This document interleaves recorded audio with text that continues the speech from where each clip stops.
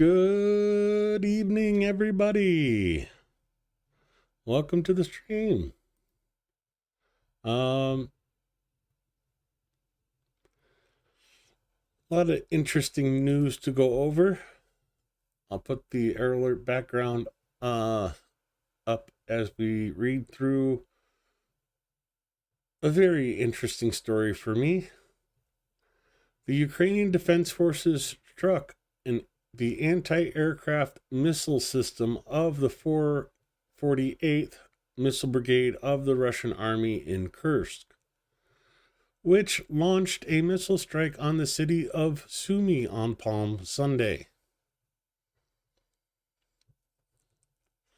This is basically the unit of Russia that launched the strike and the double tap, I should say, on Sumy Sunday.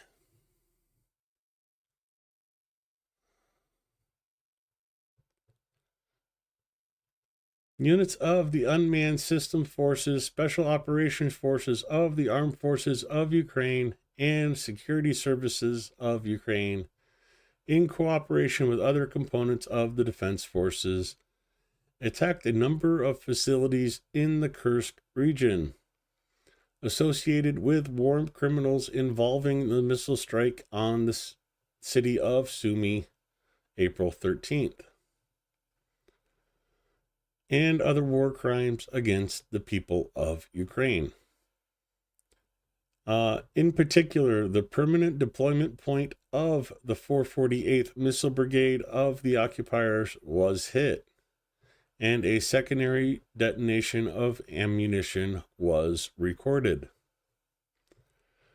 The results of the strike are being clarified. Every Russian military unit, subdivision, and their servicemen who carry out shelling of peaceful cities and civilians of Ukraine will be identified and will definitely receive retribution.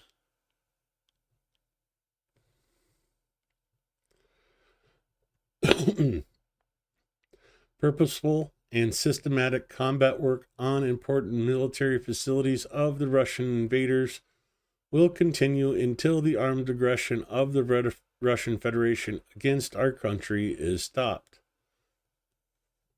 What will happen next? Glory to Ukraine.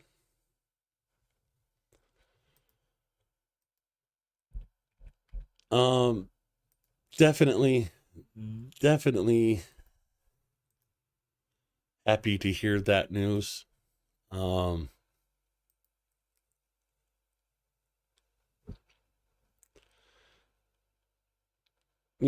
It's a small consolation, attacking the attackers, but a consolation nonetheless.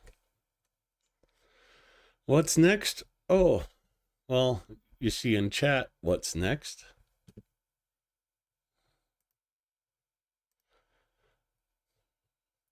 Bring that over.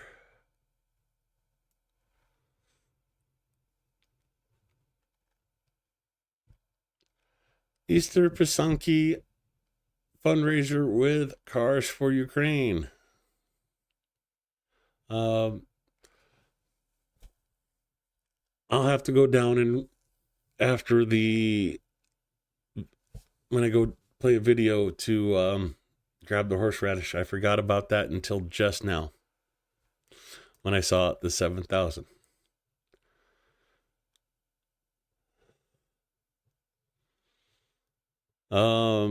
Yeah, bad boy. It's been a rough day, though. I shouldn't say rough. It was a productive day. Got a lot of stuff done in the yard, getting ready for spring planting. One more day of below freezing temperatures and be able to plant. Now, we haven't moved since last night on our end of the campaign of the fundraiser, and we still are at 7,010 euros. But there has been some significant strides in the overall campaign. 102,774 euros. Less than 9,000 euros to go to reach our halfway point. Bad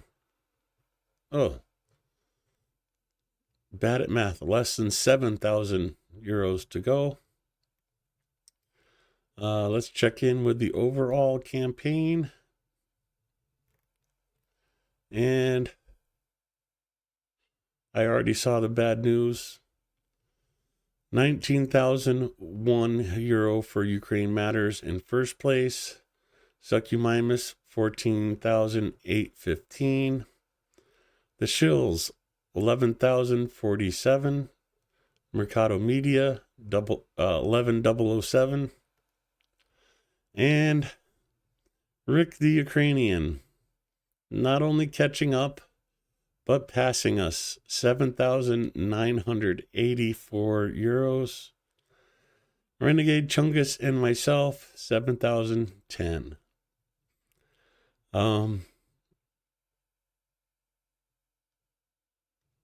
Yeah, getting down to sixth place.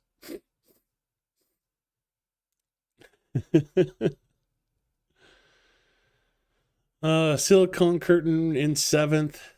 ATP Geopolitics, War Translated, Tanya Fiona, Baba Yaga Fella, The Soy Pill, PS01, Phil Ipner with On the Edge, Rudy Acosta, Laser Pig, and Eric all contributing to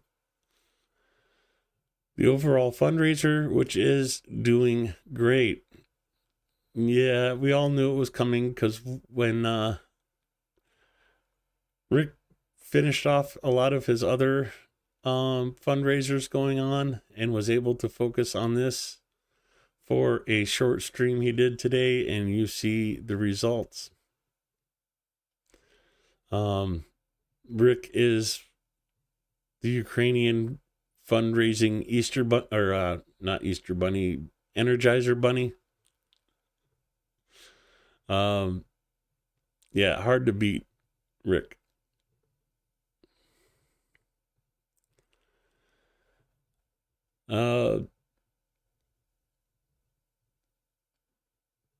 But it's, like I said, it's a group effort. And as long as we can get if we can get the truck done by Easter, I will be ecstatic.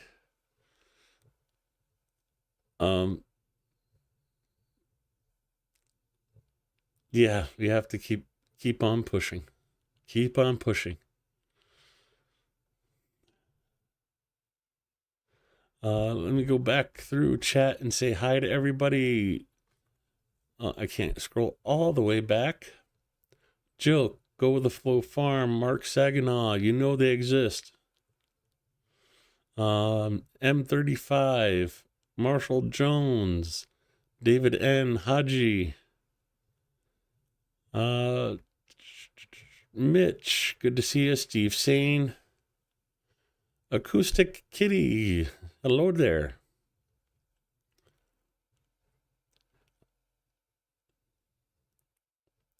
I already done that. Okay, that's an old message.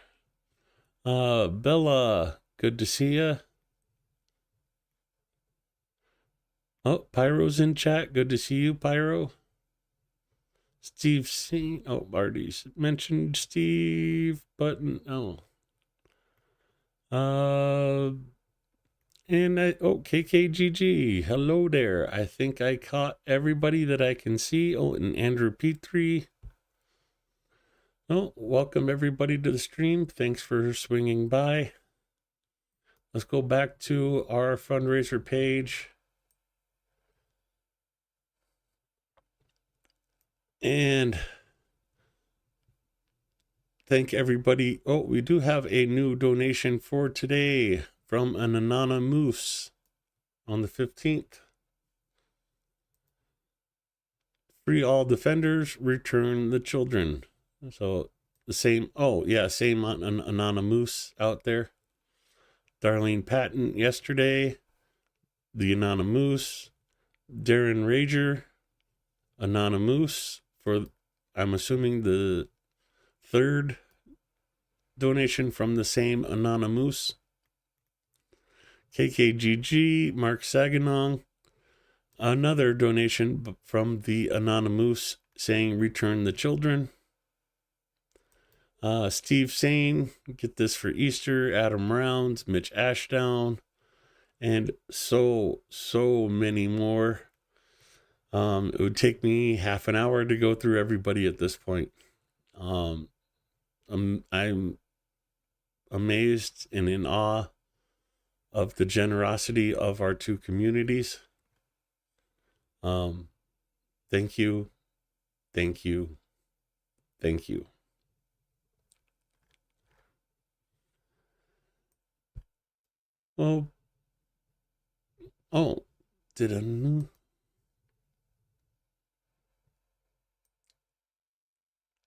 Did a new one come in, or is that the anonymous? That's the anonymous kicking in on the donation. So 7,019.49. Good year.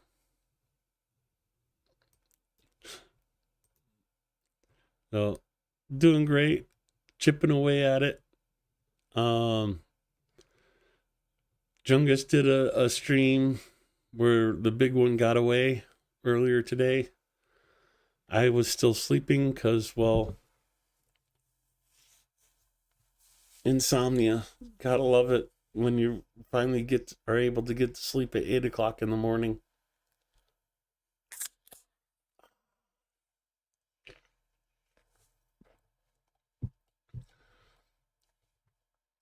So doing good, keeping the fundraiser, chipping away. I hope we all, I didn't want to move the error alert map. I wanted to move Easter Pasunky, where off screen where I can keep an eye on it. Can I refresh?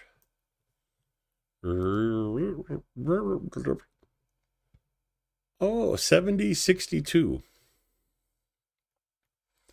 You guys are trying to make me double dip into the horseradish tonight, huh?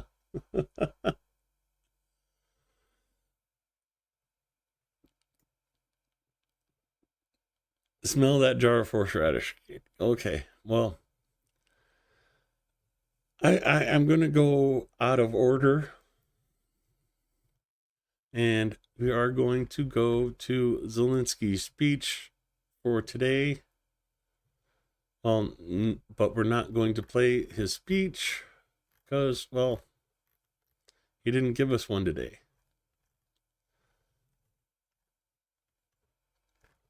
But he did have a lot of meetings today. NATO Secretary General Mark Rutte visited the hospital where Ukrainian defenders are recovering from their injuries. I will play this and run downstairs and get the horseradish. We'll be right back.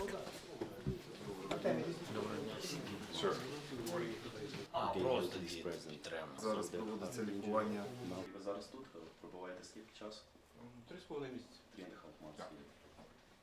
Бахмутська нас. Бодро вже, нормально. Правда, та ще довге лічення з ногою, так, все хорошо, да. Дякую. Дякую вам за службу. Дякую. Служу українському народу. Дякую. Дякую вам за службу.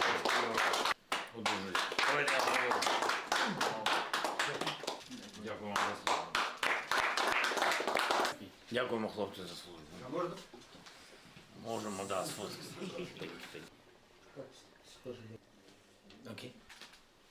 Бажаю здоров'я, пане президенту. Ну, вже більш-менш. Так, можу вже трошки шевелити. Слава Богу. Як наші лікарі. Найкращі світі. Їм велика це все подяка, що ставить нас таких минулих. Ілля Трифоновичу. Дякую. Відмінно, бойовий настрій. Бистріше поставлять на ноги, бо станемо опять в стрій. З 14-го року служу захищаю. 14-го року. Так точно.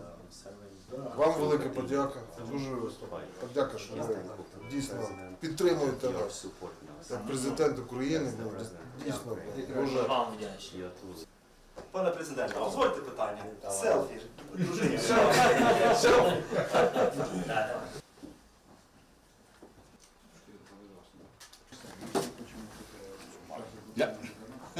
Trying to get in.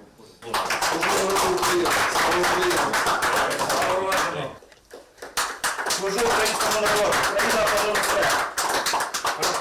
Вітаю. Дякую. Служу українському народу. Дякую за службу. Дякую за службу. Служу українському народу. Дякую.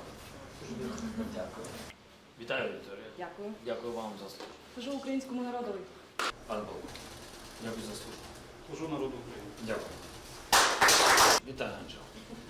Дякую за службу. If you want, Mark, No, I can only say I'm so impressed with what you're doing, and this is what humanity and decency means. That when soldiers get wounded, that you want to get them to their best selves again, and you are doing that. You are spending your time, your days, your weeks, your years on this. Ви для нас дуже важливі люди. Дякуємо за збереження всіх життів. Бережіть, будь ласка, себе.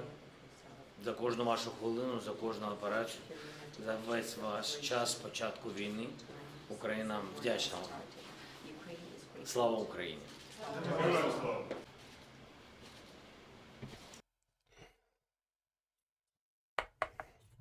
Okay. Yeah, that was Root in Ukraine visiting the wounded soldiers with Zelensky. A far cry from our president that won't even go to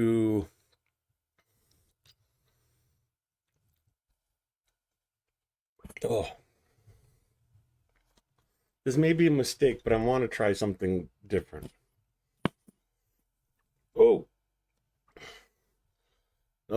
As you can see, a little bit of mustard.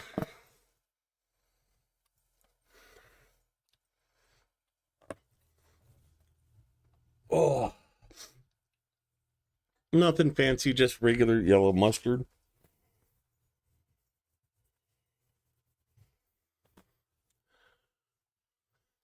And let's see, OBS. Go full cam. Yeah. Anybody wants to complain about my messy bed, come make it for me.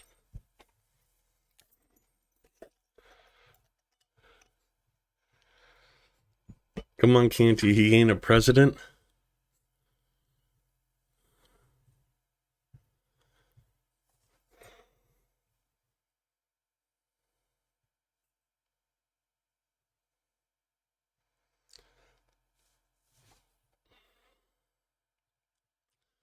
I'm an idiot.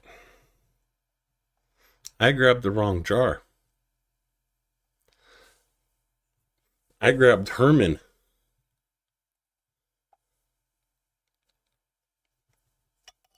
Sourdough starter. You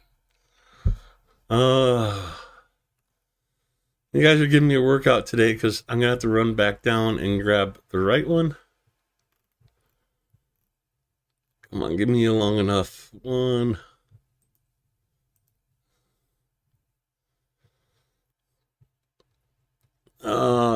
Met with entrepreneurs from Odessa.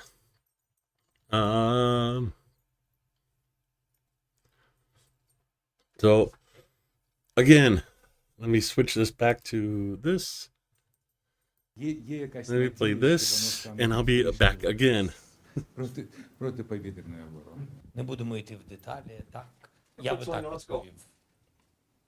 То, що було, повернеться. і також розуміємо, над чим працюємо. Чи можемо ми вірити в те, і передумови є такі, що він і далі буде працювати, чи ми живемо в режимі як останній день?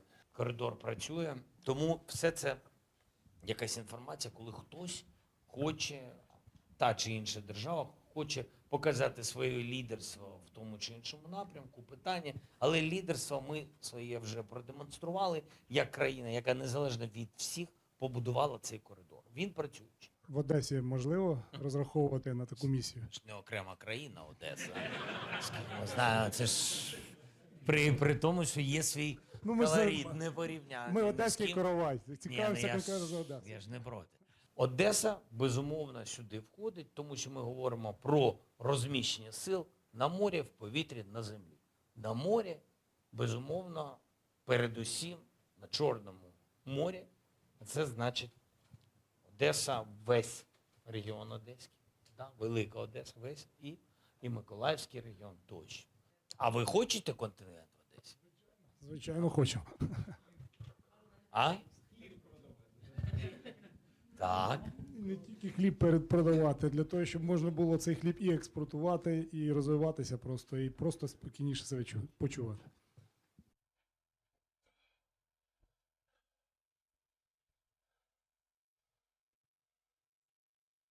Okay, I made sure I got the right one today. This time.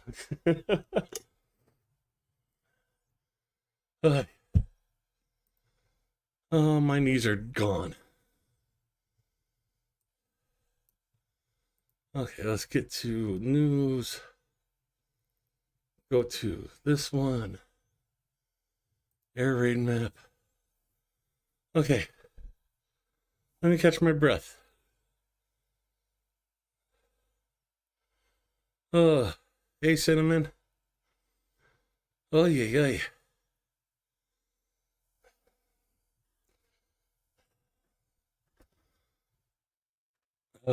Okay.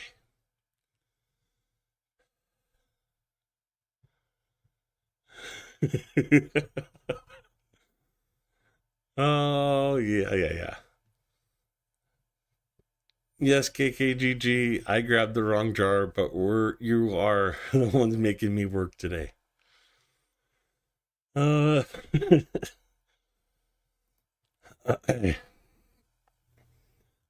always so self-conscious about this because it's okay. Beard looks okay. Mustache is a little long. I know I've been playing with it all day long. And still have not went and grabbed the clippers to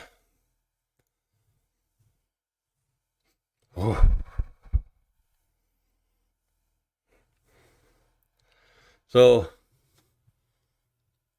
mustard,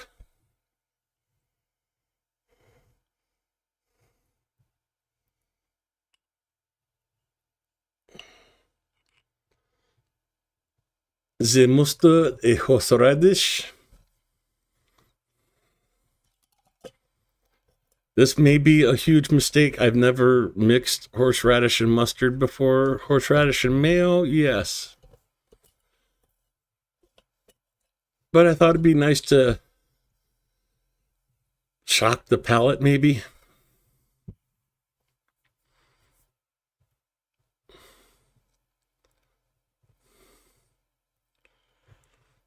Yeah, this time. Oh.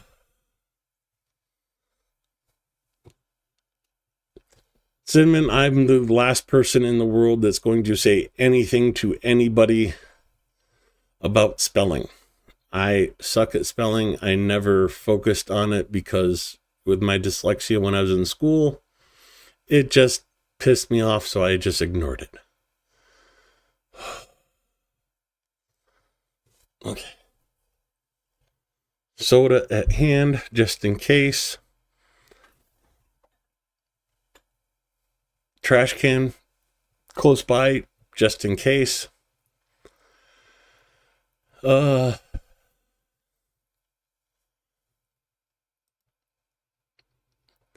Quick refresh on the Easter Pasenki fundraiser.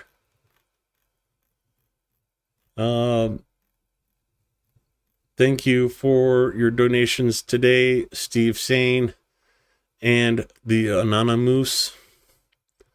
Chungus, save me.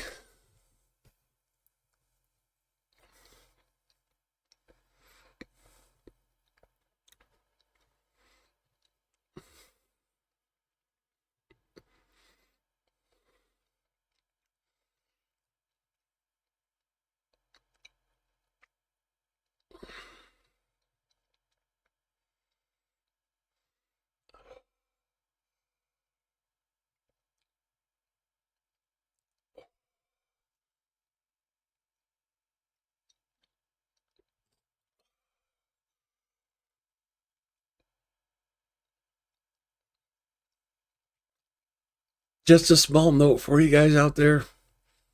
The mustard does help with the flavor, but I think it intensifies the heat.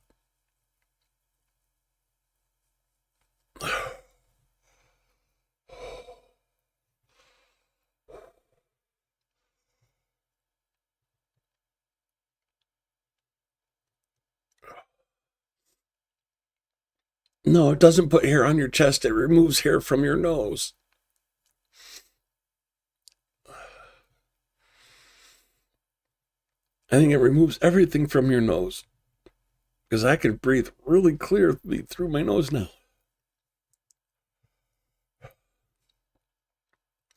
Cheers to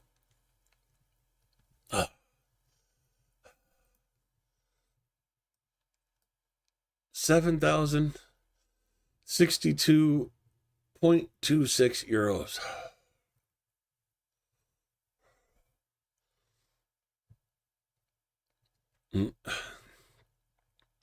If I could get decent hot mustard where I am, I would agree.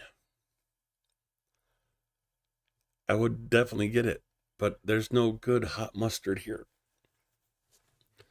I'll have to bring back a couple jars when I come back from Ukraine.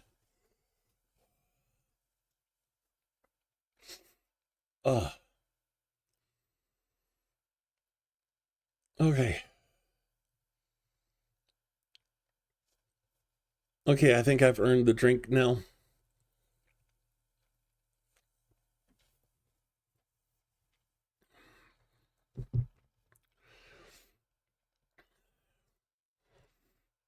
I'm really glad I tried that.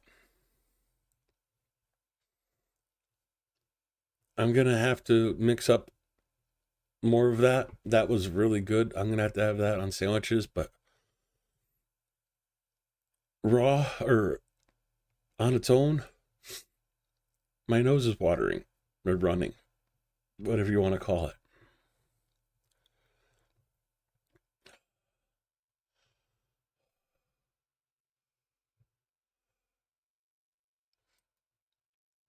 Let's go to the deep state map and get into the operational information as of 8 a.m. April 15th, 2025 regarding the Russian invasion.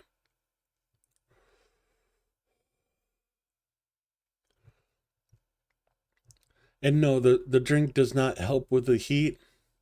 It just helps wash the bits running around in my mouth still go down, so it doesn't get any worse. Okay, focus. As always, we start the report with glory to Ukraine. The 1,147th day of the large-scale armed aggression of the Russian Federation against Ukraine has begun.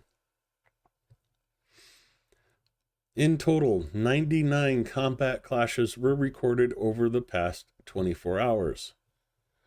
It is very nice to see that number dropping below triple digits for the first time since December.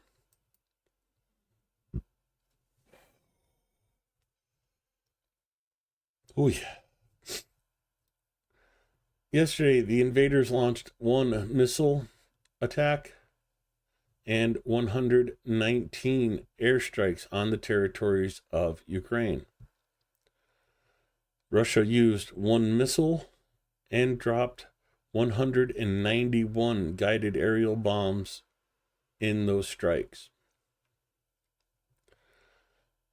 Russia also used 3,275 kamikaze drones to attack and carried out 6,590 artillery strikes on the positions of our troops and settlements.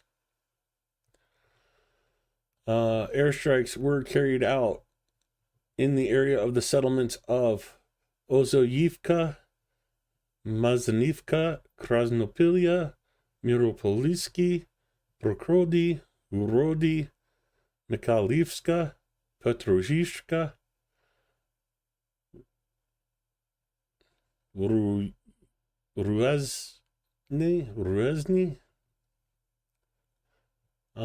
Malarubitsi, and Stepov in the Sumy region, Slatune, Udi in Kharkiv, Yablunivka, Novopoltavka, Gurdivka, Alexandro Kalanove in Donetsk, Guliopol, Zalznichny, Stepnohorsk, Novoandrivka in Zaporizhia. Ooh, those names are really hard to say when your tongue's burning.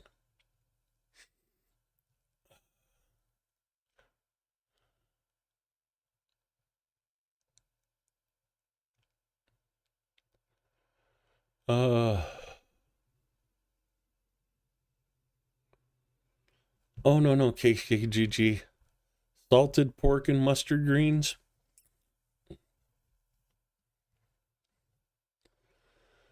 Over the past 24 hours, the Defense Forces Aviation. This is weird. It's so bad when it's translated. So let me retry this. Over the past 24 hours, aviation, missile forces, and artillery units of the Defense Forces have struck 5 areas of concentration of personnel, weapons, and military equipment of the occupiers. 2 air defense systems. We just read about one of those defense systems. 4 command posts, 8 artillery pieces, 3 radar and electronic warfare systems, and 2 other important enemy targets. Going into the individual directions, while I am zooming into Kharkiv, it is to point out that there were no attacks in the Kharkiv direction today. So going over to Kupiansk, 1 attack by the invaders took place during the day. The Defense Forces repelled the enemy assault actions near Novokruglivka, which is right here. Heading down to Liman. There, let me zoom out. Oh, gosh.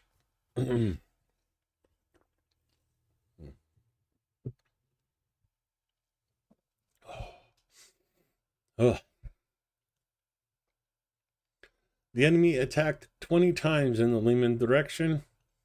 They tried to advance near the settlements of Nadia, which is this small settlement right here.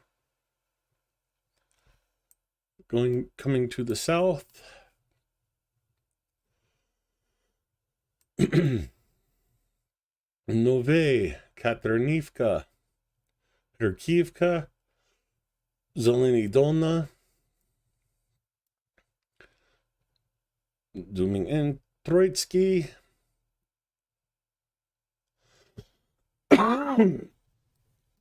And over here towards Bilogorivka and Girogorivka. Oh yeah, hey.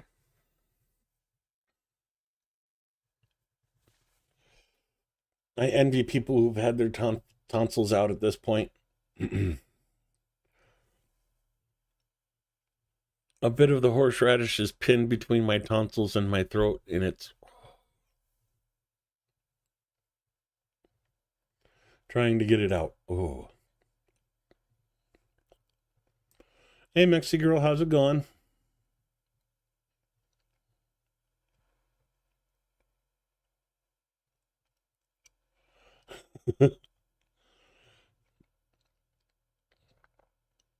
Yeah, it is very nice to know that you're in a safe place, Andrew.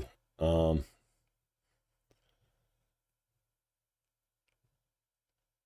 takes a little bit of worry out of the stream sometimes, knowing that you guys are all safe and have people looking out for you. In the service direction, in the areas of the settlements of Verkno-Kamiansky, and have to zoom in for Ivano-Dorivka, the enemy attacked the positions of our troops 3 times. Heading over from Servisk to the west to Kramatorsk, 4 clashes were recorded near the settlements of Chasov Yar and Drivka. And Drivka is a new one for me in this direction. Here we go. Next to Krudimivka. And Drivka is here. And in the direction of Mayaski. Mayaski is up here, a little bit north of Chasov Yar. Going directly to the south from Chasov Yar to Toretsk. In the Toretsk direction, the enemy carried out 11 attacks near the settlements of Ozanyarka and Toretsk itself. Heading over from Toretsk to Pokrovsk direction. And, we get to see a bit more green and blue now. I have more information on that later, but yeah, the other one I didn't. So more of Koltine in the surrounding area has been liberated. I forgot the name of the town here. There's a small town right here that is mentioned in the report I have on Telegram. But just to the east of Shevchenko, another area has been reclaimed and taken over by Ukraine. So little advances being made in several locations today. We'll cover more of that later when I give you the stories from Telegram.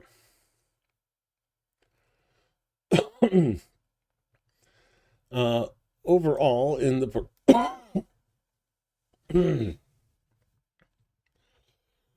oh shoot.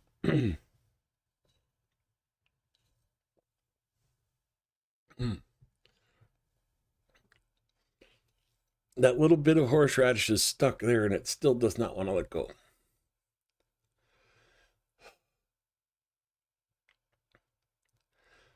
Heat at the back of your throat or mouth or whatever you want to say, it's far worse than like around your tongue.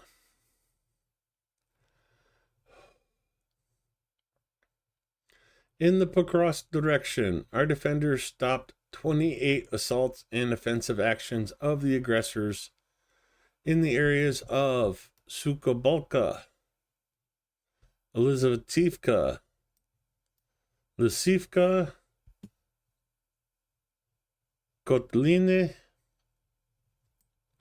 Udashny, Koltanyarka, Bogdanivka. I have to zoom in for really, really far. This small town right here.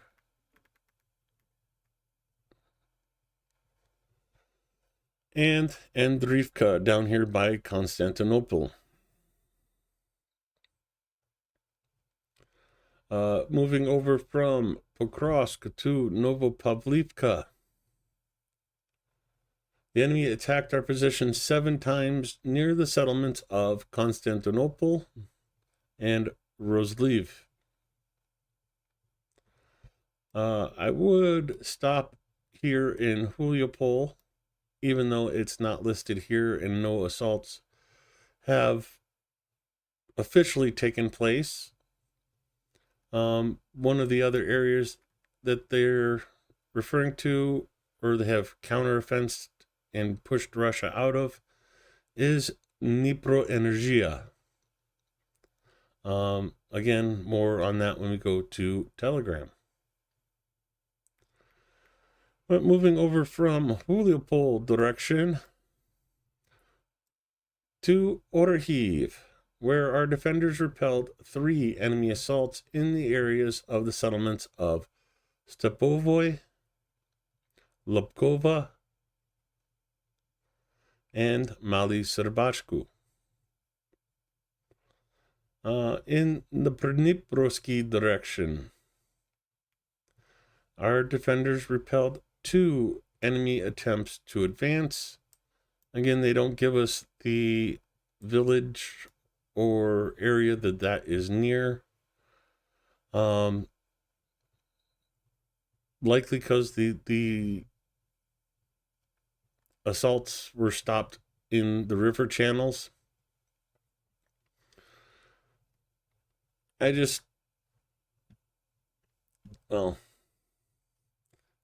Unfortunately, that's how it is in the Pridniprovsky direction.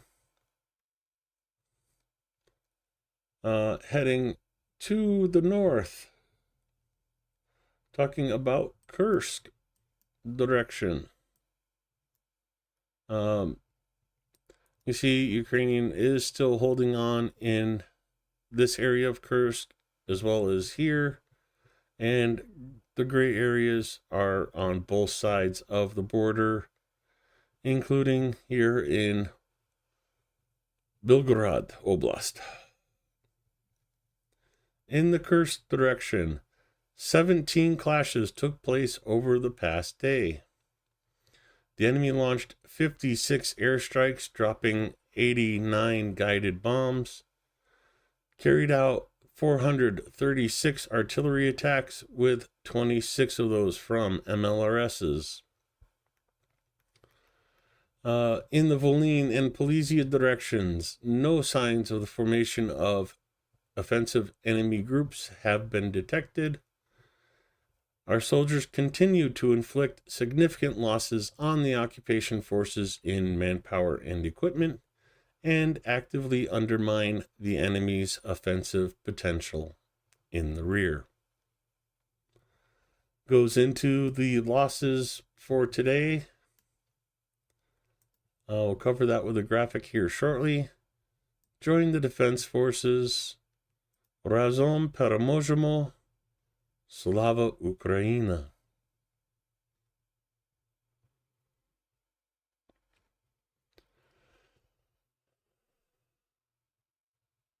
Oh, we've been having geese for about a month. Oh.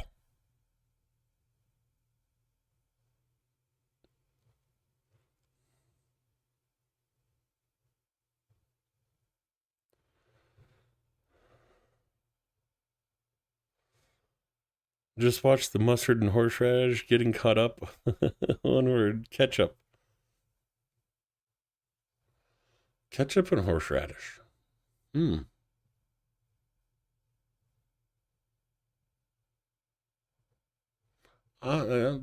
Thanks for the tip on that one, Kaz. I'll have to try that.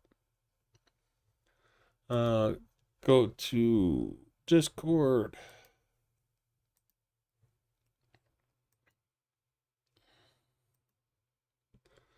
And Russian losses, total combat losses of the enemy, April 15th, 1,147th day of the full-scale invasion. Even though there was only 99 assaults yesterday, Russia still lost 1,180 personnel. 7 tanks were also destroyed, 20 armored personnel vehicles, 68 artillery systems, 2 MLRSs, and 2 anti-aircraft warfare systems. Ukraine also shot down 147 UAVs and destroyed 210 vehicles.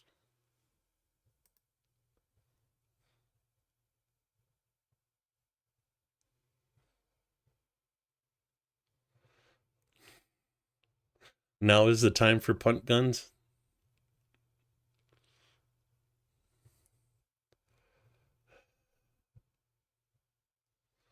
Ooh, ketchup and horseradish with shrimp.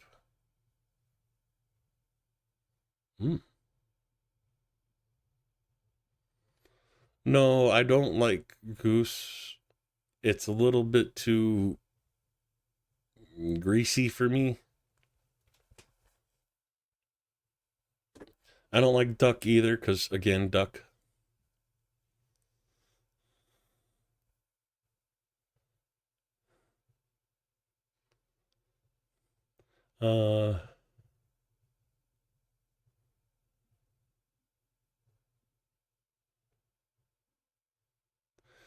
Hey, Canty can mix the hot chilies and horseradish that will really clear the sinuses.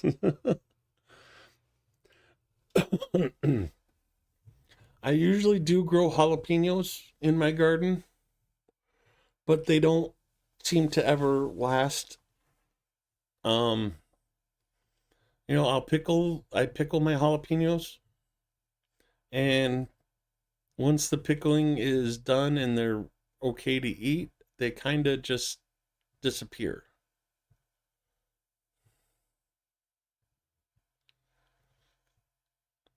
Oh, that's why they call it fishing and not catching, Chungus.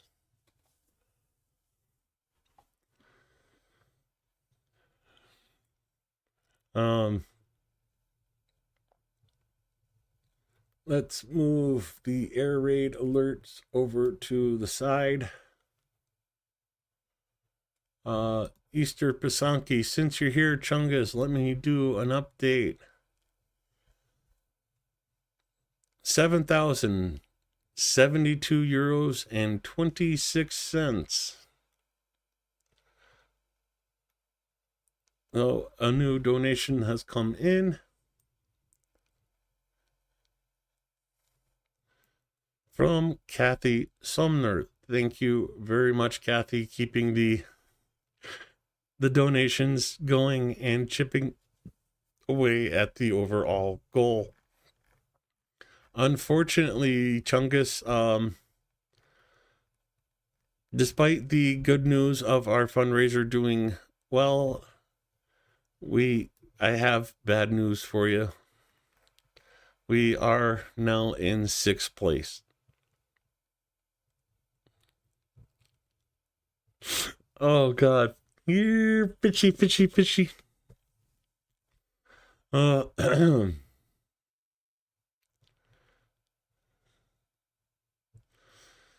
So we are doing good. We are 4,000, less than 4,000 away from the goal of the truck for us, for our little part of the fundraiser.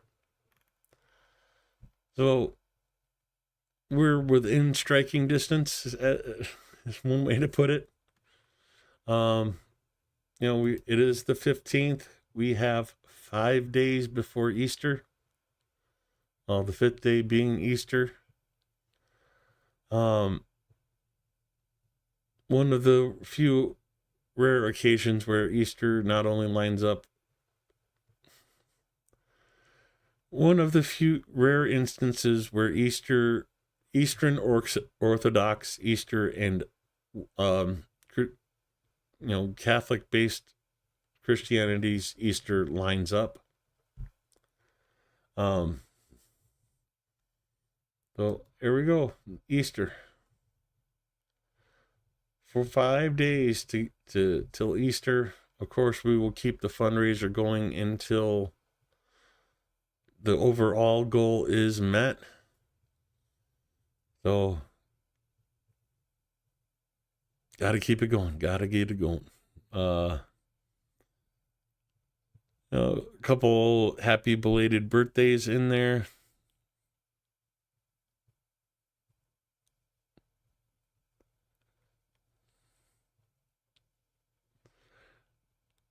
Yeah, I wasn't really sure how to say that, KKGG, and it's just last year it was kind of sucked because when I was in Ukraine, Easter was later, and I left before Easter hit Ukraine, but Easter was already gone and past here in the States, so I did not get an Easter last year. Oh, oh well. I got to visit Ukraine, and I get to go, and I'll be in Ukraine for my birthday later this year.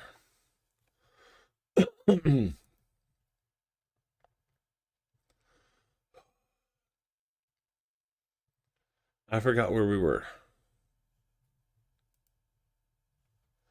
Right now, Zaporizhia has been on air alert for 5 minutes. Already went through Zelensky's stuff on Telegram.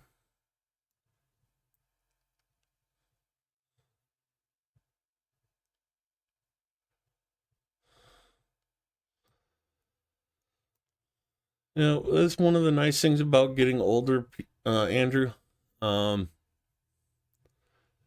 You say you feel sorry about my last birthday, but I don't remember.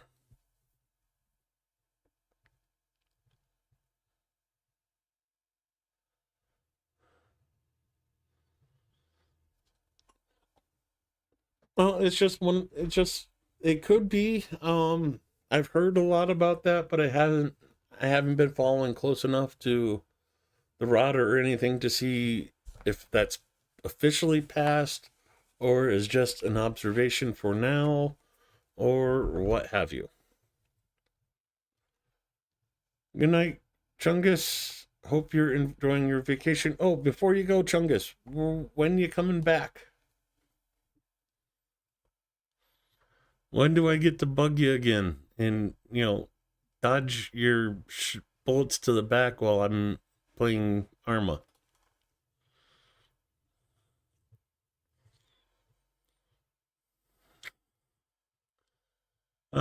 And while we wait for maybe Chungus to still be here to answer that question, let's go into Canty's Center and scroll back and give you a glimpse into some of the stories to come.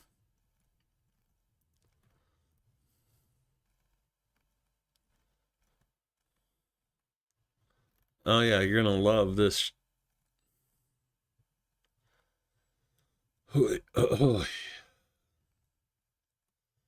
To the drones from last night. Yeah, I think Chungus dipped out already, so no answer. Oh well.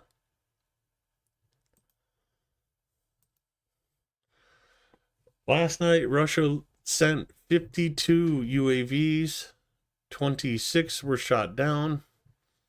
19 failed to reach their targets. Unfortunately, leaving 7 that did reach targets. 1 ballistic missile was launched. Ukraine was unable to shoot that down as well. Sumy and Donetsk regions suffered as a result of the enemy attack.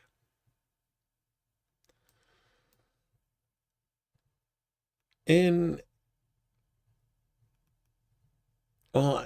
say last night, but it was actually early this morning. Don't know why it doesn't like translating. Some of them and others is fine. In Russia, 115 UAVs were shot down overnight, 109 of them in Kursk.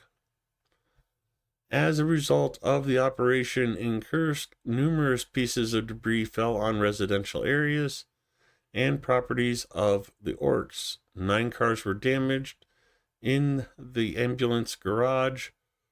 Unfortunately, 1 person did die, but 9 were injured. Consequences of the attack are further being clarified.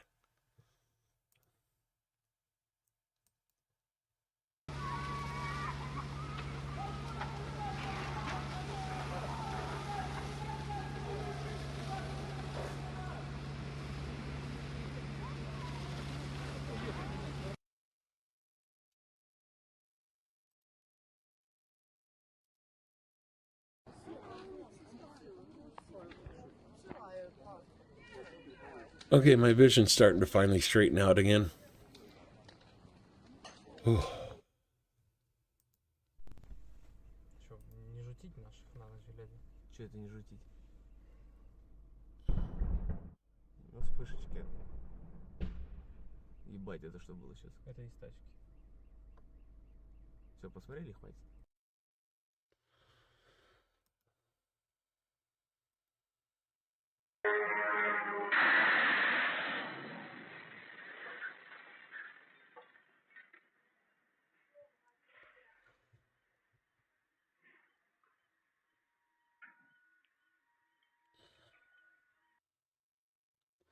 Yeah, Russia getting a small taste of their own medicine that they've been sending Ukraine for the last 3 years.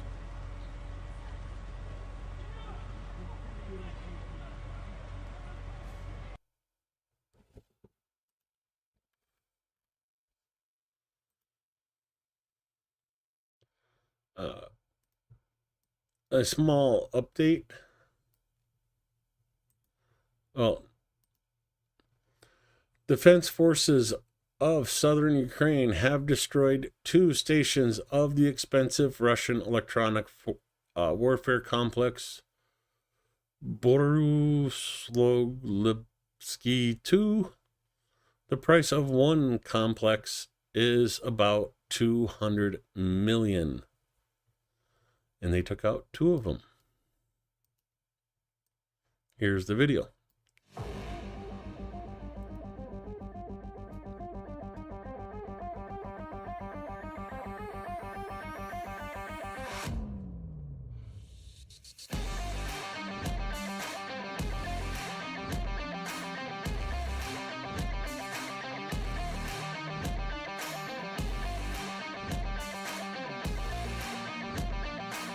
Now, I forgot the name of it offhand, but there's a traditional Ukrainian cake.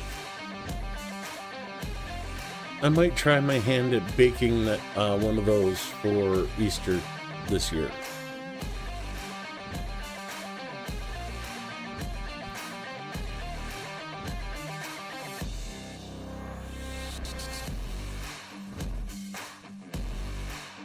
So maybe that's what I'll do, is make a video of that when we reach the goal for the truck.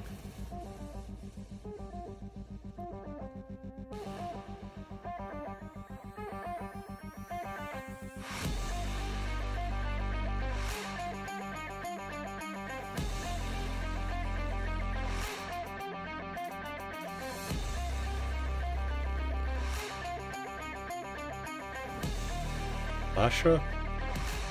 That's close, but I don't think that's quite right.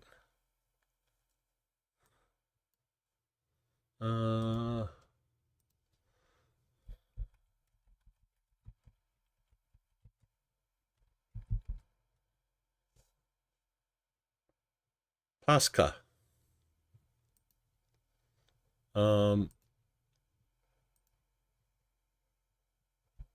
These.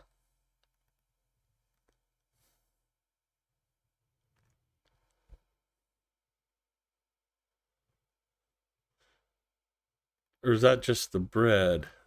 That's just the bread.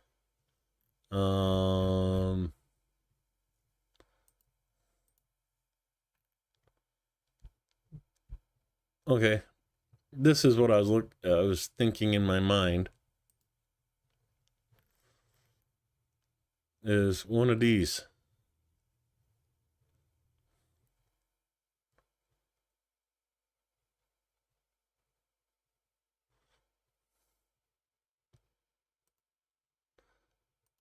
It looks like a giant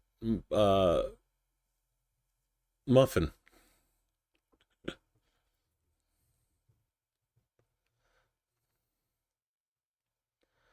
So, my friend in Ukraine is actually sending me a recipe for that. So, gonna give it a try out. And yes, I see the number has continued to go up. We'll do a check-in a little bit later. Need to get through some of these videos before we get back into the fundraiser.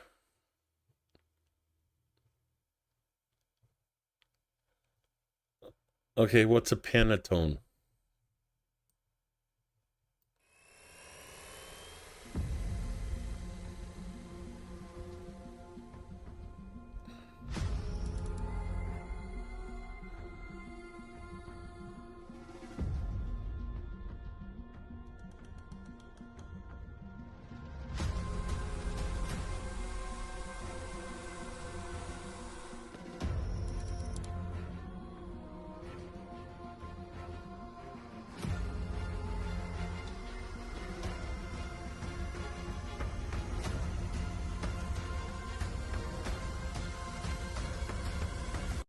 Андрей Александрович.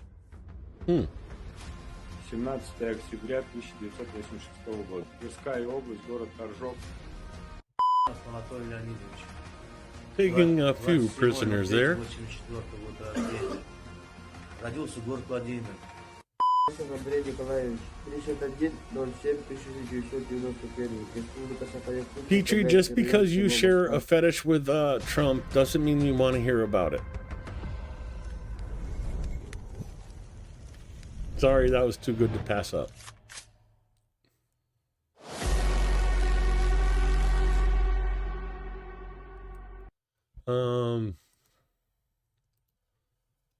Pashka.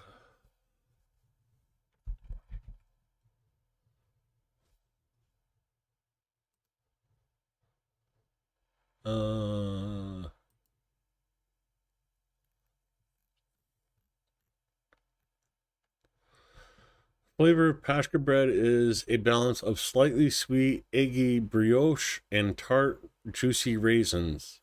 This is all capped off with a super sweet powdered sugar frosting.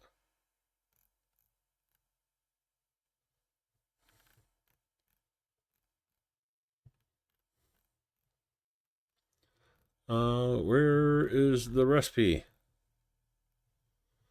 No bread, 2 cups milk, 1.5 tablespoons of yeast, flour, 6 eggs, 1 cup of sugar, vanilla extract, 2 cups of raisins. So a raisin bread. Topping is 2 cups of powdered sugar and some milk.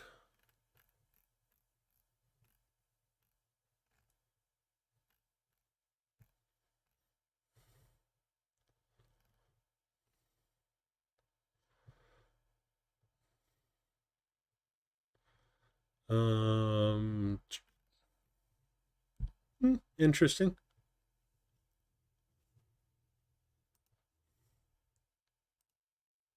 Oops.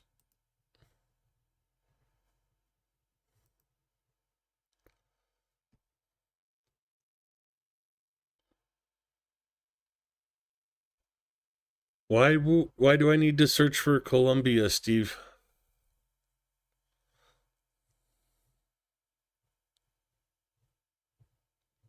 Oh, not Colombia, Columba. Okay.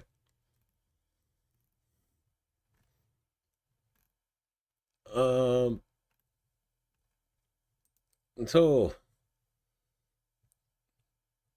security services of Ukraine arrested this guy today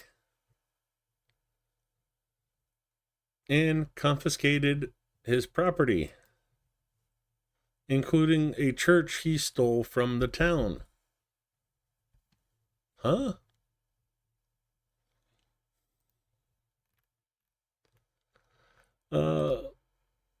Of course it would. I want to translate, so I have to select.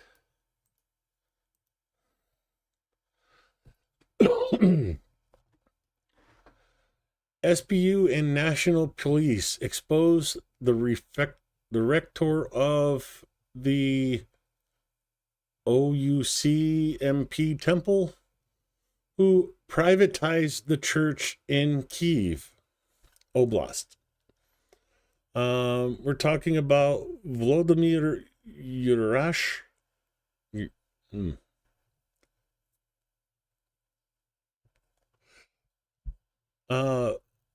One of the Moscow priests, Archimandrite Theo, whatever.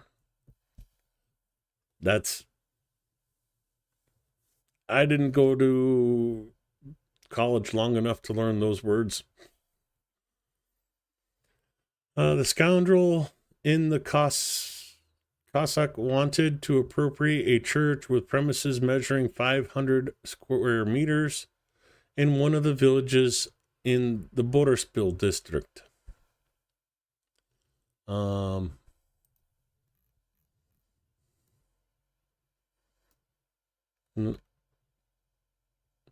So one of these villages is church, and this guy tried to steal it.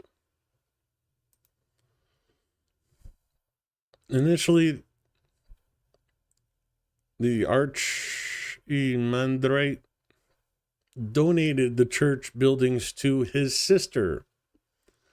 After acquiring the rights to this property, the relative was to transfer them to a charitable fund controlled by the rector of the church. The total value of the property is over 7 million hryvnia. All this real estate belongs to the local community. The SBU exposed the cleric scheme and reported the suspect. He faces 12 years in prison with confiscation of property. Prepare yourself for the main Kremlin lobbyist in the Russian Orthodox Church, Metropolitan Anton Pakanishk, because it was in his office that the blessing for the transfer of the church property was given. So, Russia stealing churches.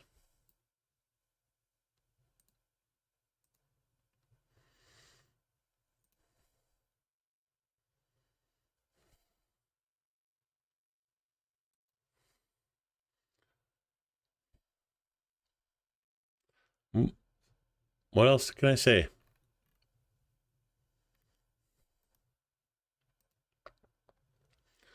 Waves of assault, zero chance for the enemy. Full version of the repulse of the massive assault in the Kramatorsk direction. Enemy troops launched the massive offensive, hoping to break through our defenses. 5 waves, 4 in the morning, 1 in the evening. Where the enemy attacked with numbers, we responded with professionalism and precision. The fighters of the 5th Separate Assault Kiev Brigade, together with the 93rd Separate Assault Brigade, and pilots from Phoenix of the State Border Guard Service of Ukraine, met the enemy as they know how best, with fire, precision strikes, and unwavering determination. Here's the video.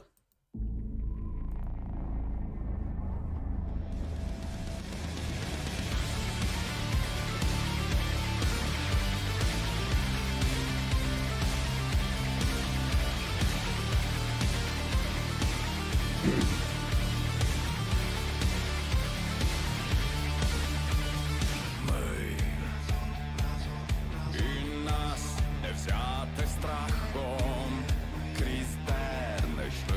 Welcome to the stream, Nunu. Glad you're here.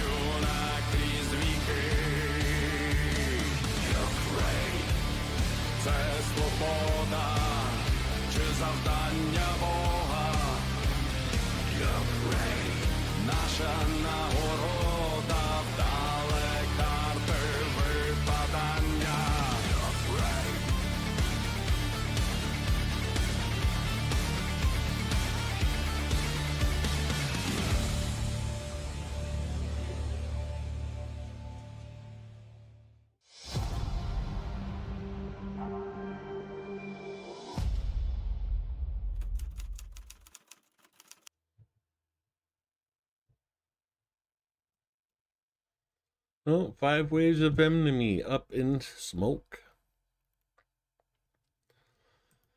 425th Scala Brigade shows how the occupiers stormed their positions in Pishkani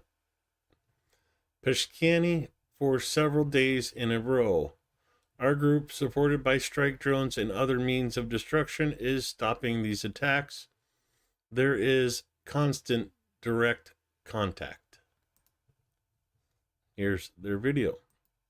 Полк «Скала» стримує наступ окупантів в Піщаному на Покровському напрямку. Противник постійно намагається затягуватися на шахту в цьому населеному пункті. Зупинити ці спроби висувається штурмова група. Задача – зачистити ось цей ангар.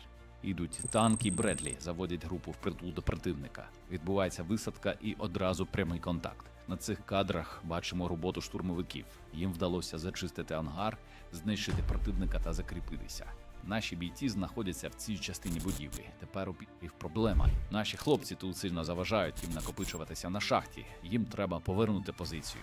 І вони починають штурмувати. Накати відбуваються кожен день. По одному, по двоє вони підходять з цього боку, заходять всередину, проходять по підземному проходу, накопичуються тут, і потім намагаються штурмувати наших хлопців. І ось накат. До ангару наближається окупант. Отримує чергу, потім його добиває FPV. Ще один біг підстрелили. Тепер двоє. Над ними наше FPV, але тут прилітає щось потужне і порозрубало. Тут штурмують двоє, але наші хлопці не дають їм зайти в ангар. Відбувається контакт, видно, як штурмовики цинкують з автоматів і не дають противнику пересуватися. Таким чином вони затримують цих двох підлітків на одному місці і дають час для підготовки засобів ураження. І ось починає прилітати. Після першого ураження один окупант 300, другий, напевно, теж, але у нього вистачає здоров'я тупо звалити. Він кидає свого і тікає. Знищуємо того, що лишився. Ось іще двоє лізуть. Влучання FPV кладе одного на землю. Наші штурмовики отримують команду працювати. Боєць виходить із автомата, знищує пітера. Штурми наших позицій не припиняються. Ось іще один знищений. І знову накат. Двійка зайшла в ангар. Стояли щось, роздивлялися, наш хлопець виходить. Вогонь і ще один знищений. Тепер накат з іншого боку. Один пітер заліг, веде вогонь, потім переміщується і ловить кулю. Його другий номер втікає. Знову кидають своїх. Штурмували і зверху. Ось заліз на дах і кинув гранату. Інший день. Знову штурм. Пітер стріляє з РПГ. І знову накат. Окупанти йдуть буквально по своїх трупах. Видно, кого хлопці накрошили раніше. І знову наші бачать момент, дають команду, штурмовик виходить і пітер 200. Наші відбивають черговий накат. Їх штурмують вже кілька днів поспіль. Бій на шахті Піщаному триває.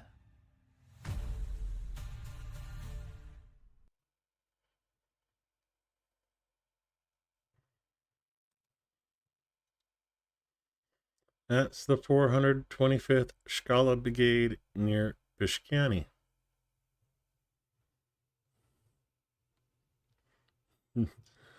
Yeah, I know how it is to be on the night shift, not Sherlock. I have been for years. And, I've been on disability for 5 years now, 6 years now. And I still can't get myself to sleep a normal sleep schedule. Act of disobedience to the regime. 4 security forces vehicles destroyed in Russia.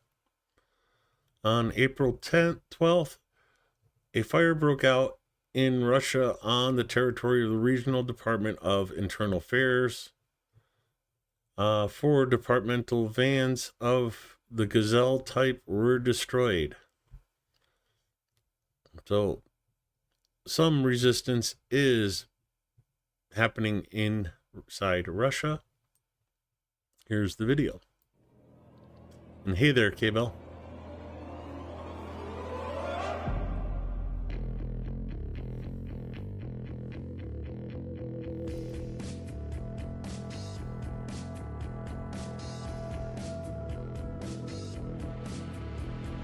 Нас 25 тысяч, мы идем разбираться.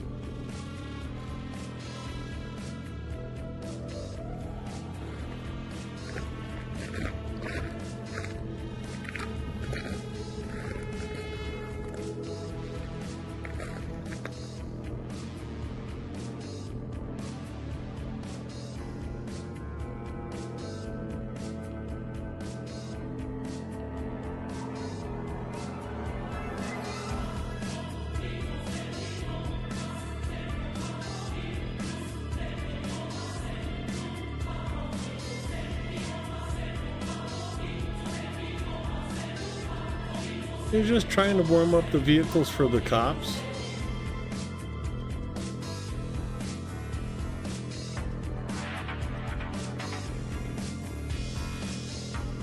Yeah, I get that more than I let on, Nonu, that I do the same thing. It's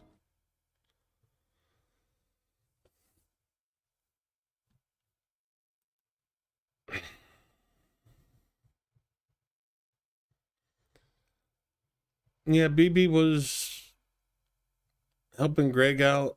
I know that. She said she'd be here when she gets done helping Greg. So hopefully we'll see her soon, if she doesn't pass out with the phone in her hand.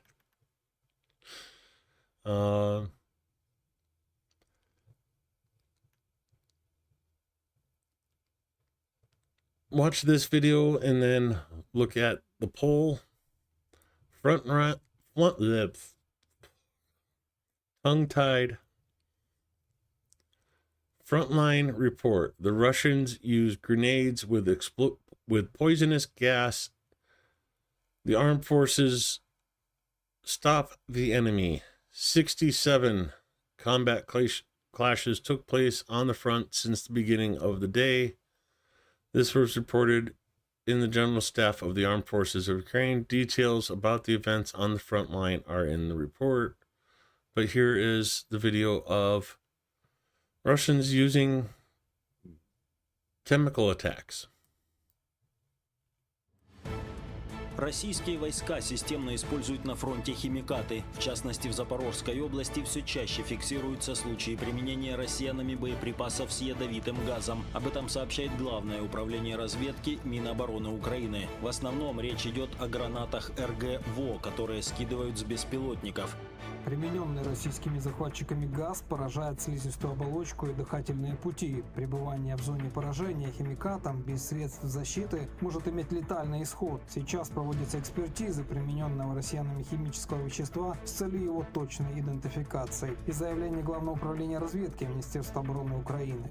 На Харьковском направлении противник пытался прорвать оборону украинских защитников в районе Волчанска. Россияне применили 3 бронемашины и 8 единиц мототехники. Как сообщили в оперативно-стратегической группировке войск Хортиця, под огневым прикрытием захватчики пытались высадить свой десант. Однако украинским воинам удалось уничтожить 2 бронемашины и 6 единиц мототехники, а 2 мотоцикла агрессор бросил на поле боя. В то же время на Лиманском направлении армия РФ атаковала вблизи населенных пунктов Катериновка, Грековка, Белогоровка и Григоровка. На Краматорском направлении противник пытался продвинуться вперед на позиции украинских защитников в районе Часового Яра и Андреевки. На самом горячем Покровском направлении российские оккупанты штурмовали в районах населенных пунктов Елизаветовка, Котлина, Богдановка и Андреевка. Cuts it off there, unfortunately.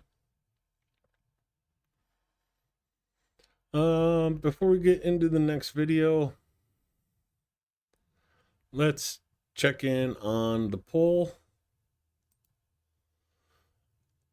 Yeah, I don't know why I wanted to ask this, but I did.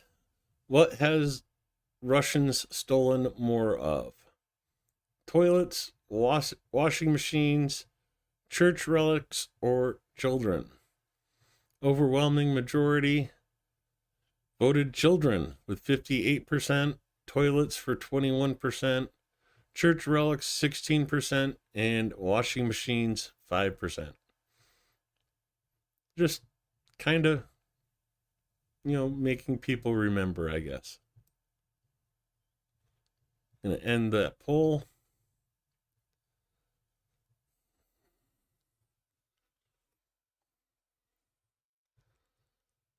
At least I know if I have to wake up.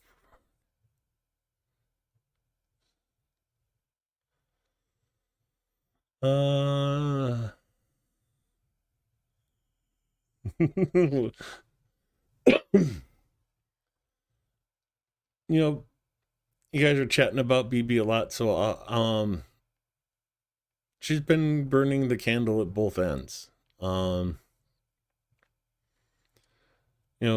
Went and saw, had an appointment yesterday. She had to be there for that appointment, but still up at, 4 or 5 o'clock in the morning in Ukraine, dealing with dropping links for Greg, dropping links for me, for doing all kinds of other stuff she does in the background. And then going through, getting a couple hours of sleep, going out, doing appointments and getting stuff done in Ukraine. And then repeating the same thing every night that she's been there. So if she is sleeping, let her sleep. She definitely needs it, and I'm sure she can use a vacation, even if it is just for one night.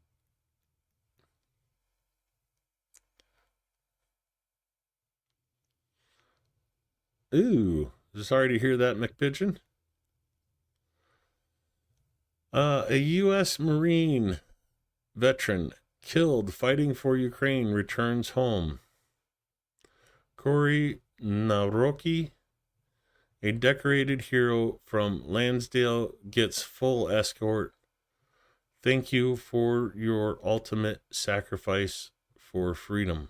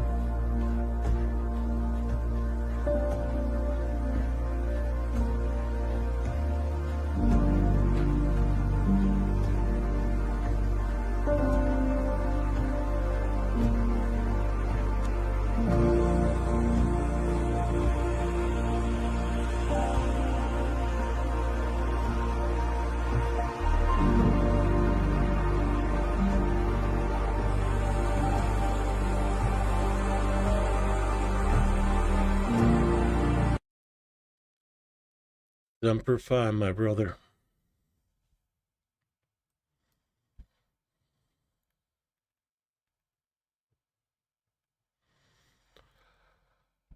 It has been all over the news. Unlike this, was not even touched by national U.S. stories, but this has. The Chinese nationals that were captured in Ukraine have a press conference, and it was subtitled. Here it is for you.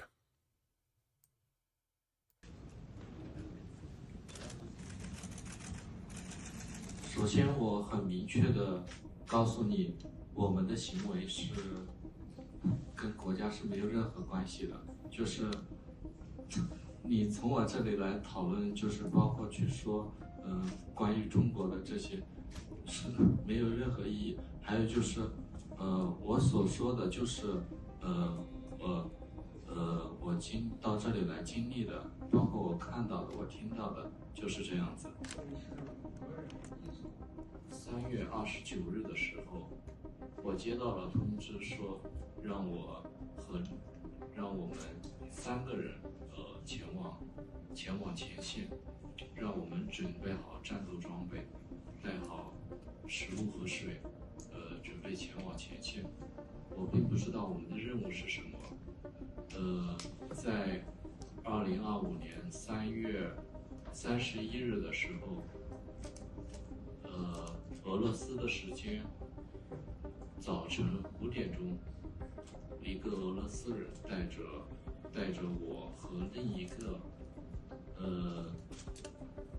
我不知道他是哪个国家的人，也是一个外籍，他说的应该是阿拉伯人，但是我不知道他是哪个国家的人。他带着我们2个人，我只能通过我的记忆和我看到的，包括我去猜测的他们的动作。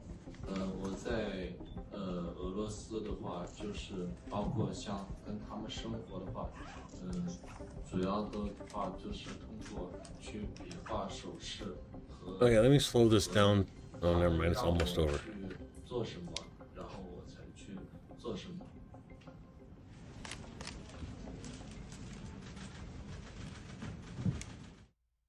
So they did that interview yesterday.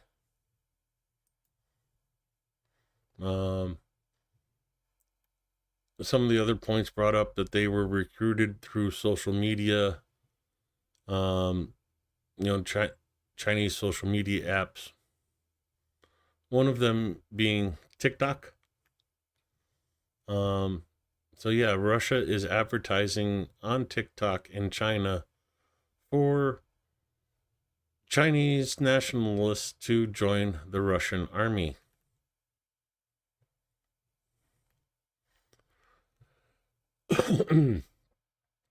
Russian ambassador in the UK admitted Russia has the sensors to spy on UK submarines, but claimed that there is no threat at all from Russia to the United Kingdom.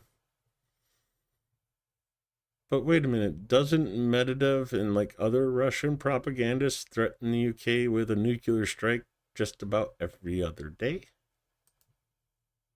When we last spoke 6 months ago, you said that the UK was waging an aggressive Night, war Andrew. Have a good against your country, against Russia.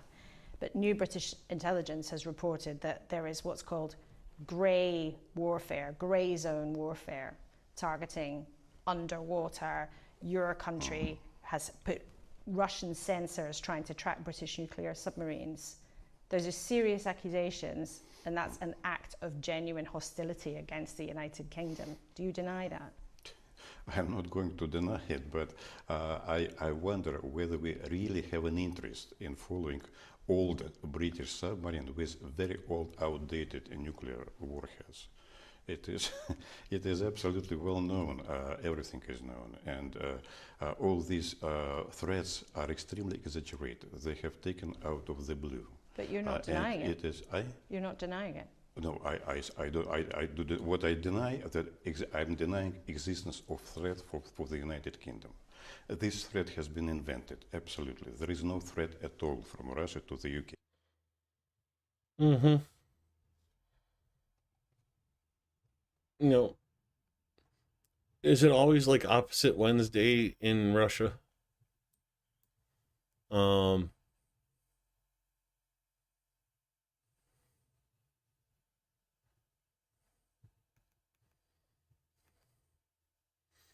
Yeah, sitting there saying there's no threat from Russia, and yet you can go back and search and find every time Medvedev talks, he's almost every time Medvedev talks on public, it includes a threat to the United Kingdom. Units of the 93rd Brigade, together with the 5th Assault Brigade and Phoenix Border Detachment, successfully repelled a massive mechanized assault by Russian occupiers near Klishivkiv, Bakhmut area.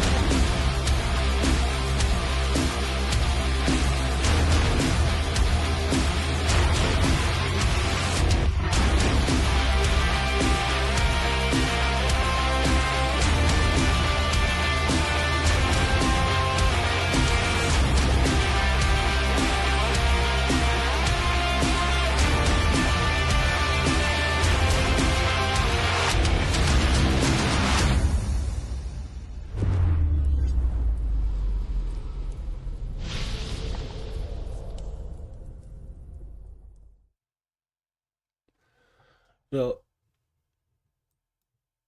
there was a story a few months back that I did not even think about until I read not Sherlock Holmes' comment, "Look who's talking outdated."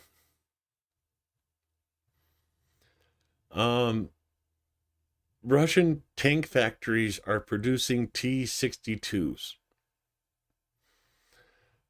and have rolled back from modern updated versions because they don't have the technology available to produce them. And it's just, that didn't really click in until, like I said, not Sherlock Holmes' comment there. And it's like, oh yeah, that's right. They're producing a tank from the 60s because the tank they designed in the 90s and 2000s is too advanced for them to produce now. Let's see where. I think we're at a good point. Let me get to this one here. To take a pause, Kherson has been under air alert for 11 minutes now. Zaporizhia going on 51 minutes. And let's do an update on the Easter Pasansky fundraiser with Cars for Ukraine. 7,082.26 euros. The next person I need to thank is Kathy Sumner again. Belated birthday Pressy for Chungus. I'm sure Chungus thanks you so much for the birthday present. Again, Chungus's birthday was 2 days ago, the 13th. And what he asked for, his present was for people to donate to the fundraiser. So, on behalf of Chungus, thank you all for the birthday presents. I am sure he appreciates them very much. Now, so many donations that it can't even fit on one page.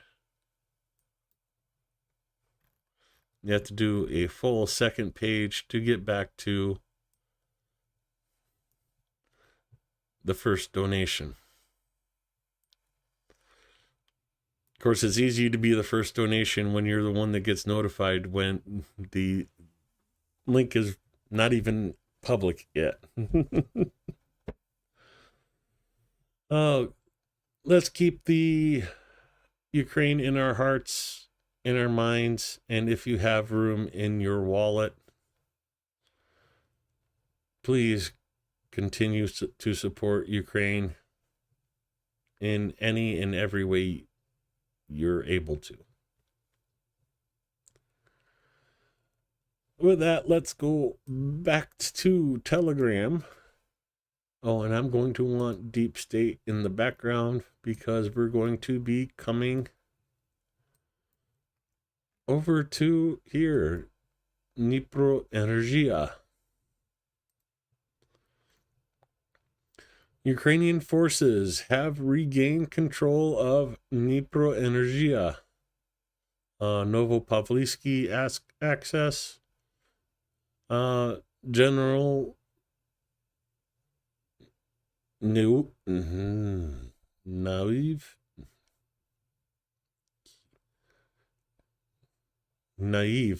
I'm guessing is how you pronounce that.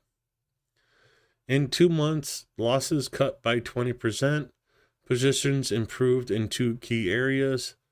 In Vasily Skudny, a massive Russian assault with 25 vehicles was repelled. 100 plus invaders, 4 tanks, 9 infantry fighting vehicles were destroyed. You see the image here. The old front line, and they're claiming this is the new area of control for Ukraine, and include a small video along with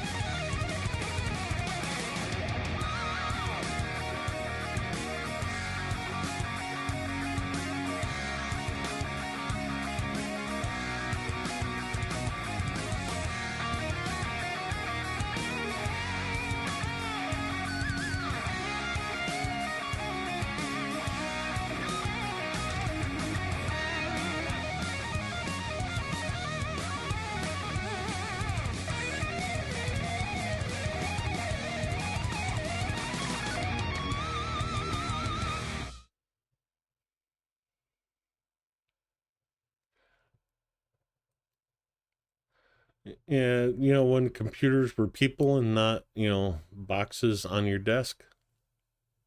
I get that.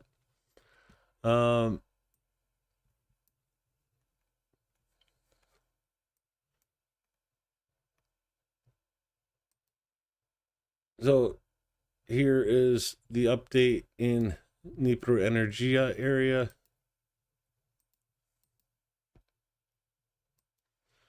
So pushing back the Russians just out of the village. You saw the roads for the assault in this area here. Ukraine pounding that assault and opening up the opportunity to retake this settlement. We'll be coming back to the deep state map because there's another update coming, from the Pokrovsk front. Ukrainians counterattack in Vidroheny Vidrodrzhena area and increased control in the area. Gray zone expanded also in Dashny in favor of Ukrainians. So you see Shevchenko, Zelin, and Dashnitsky. Vidrodrzhena is this small settlement here, but it's different on the deep state map. And again, you see that location here and then this arrow here. But if we go to the deep state map and go up to Pokrovsk,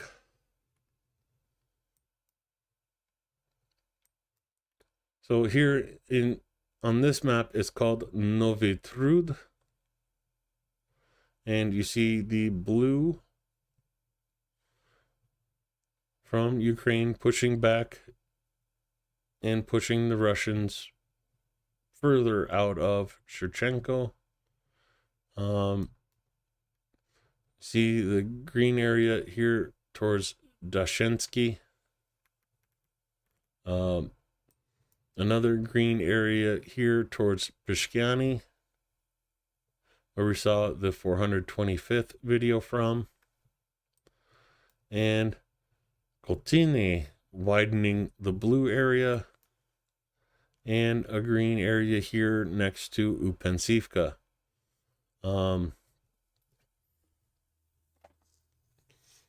I see a lot of trolls in other chats.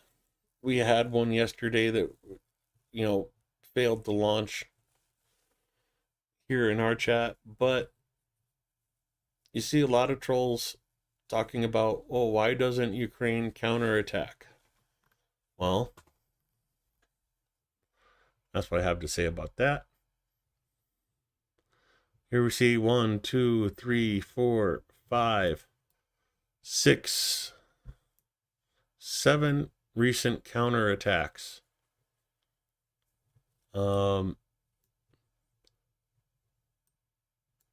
Coming up towards here, the blue area around Nadia. This was just about 2 weeks ago now that Third Assault retook this area. So we are seeing counterattacks happening all across the fronts. They're just smaller ones trying to probe where Russia is weak, regaining a little bit of ground. And one of these times, Russia's going to not respond correctly, and it's going to open up a hole that Ukraine can seriously take advantage of.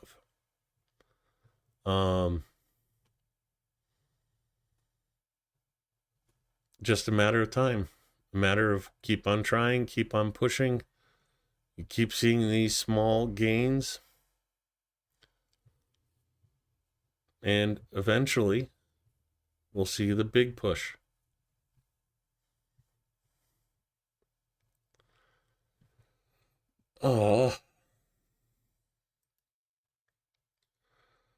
Explosions reported in Kherson 10 minutes ago. Literally seconds after we checked last time on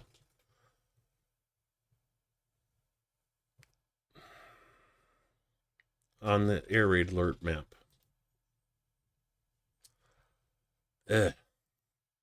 So good news, bad news, okay news. Let's go back to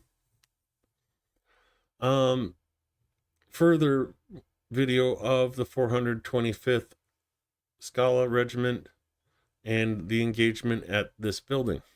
Полк «Скала» стримує наступ окупантів в Піщаному на Покровському напрямку. Противник постійно намагається затягуватися на шахту в цьому населеному пункті. Зупинити ці спроби висувається штурмова група. Задача – зачистити ось цей ангар.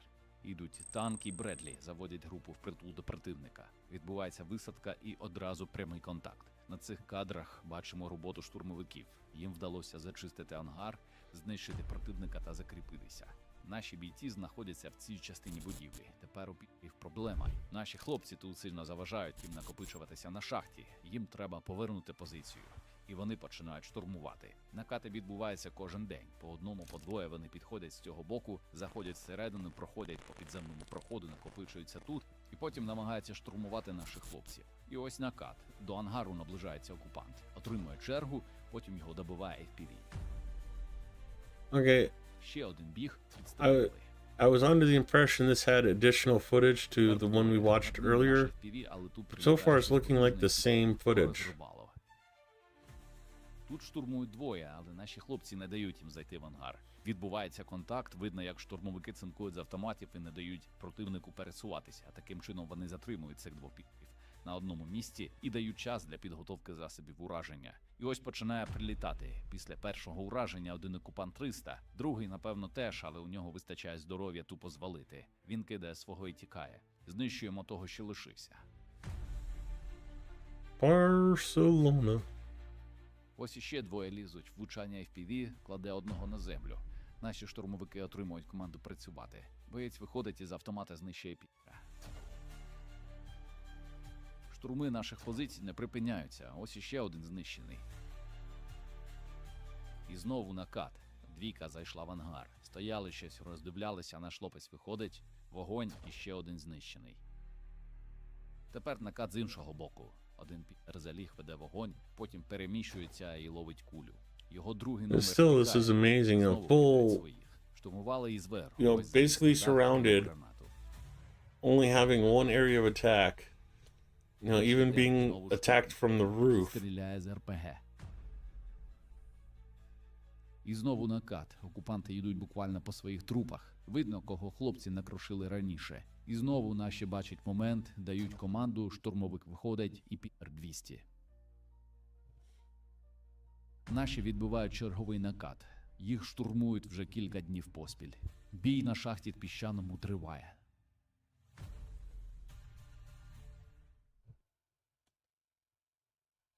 Ukrainians are there and they're hitting this part of the building. Doesn't make sense. I'm sorry about that. Sorry for the replay because I thought this was additional footage, not the same footage. Got 2 videos left. And yeah, if you're ever on Telegram, you get video or messages like this all the time. Gerald Cartwright, good afternoon. Never, no idea who they are, not a contact, no phone number, no nothing. Block user, delete this chat, see ya.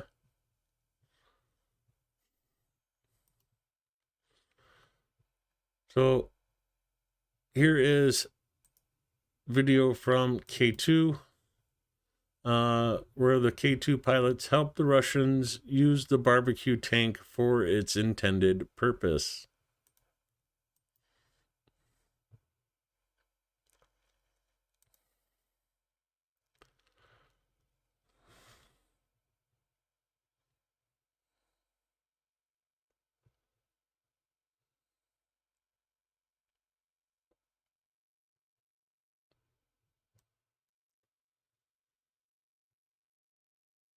Yeah, I kind of miss K2's audio. They always had like really high production value.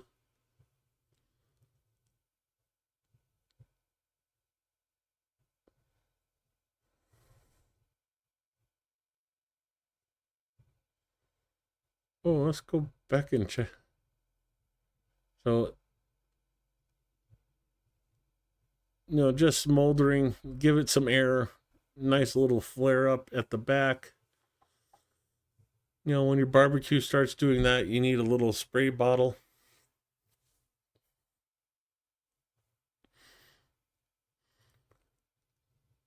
See, they had the spray bottle. Making good coals right about now.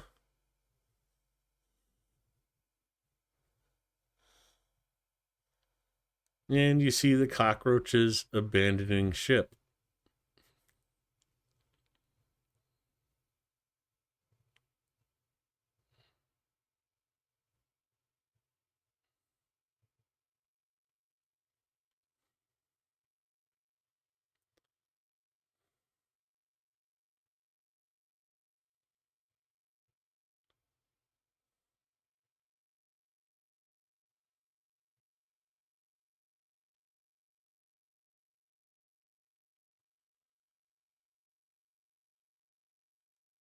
You see the remaining Russians hobbling home. Future wheelchair assaults coming from those guys.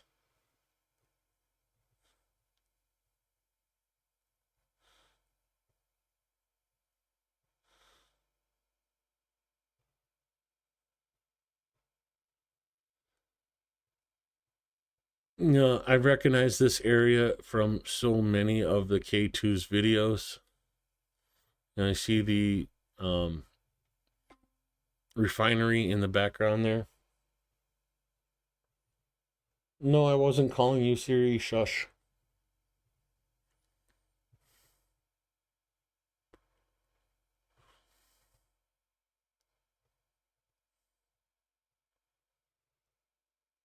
So again, you see the refinery in the background here. The dirt path, the road, the 3 lanes of forest. And yeah, I've seen this part of this area of Ukraine on K2's videos quite a bit now. And it amazes me how much destruction has happened in this small area.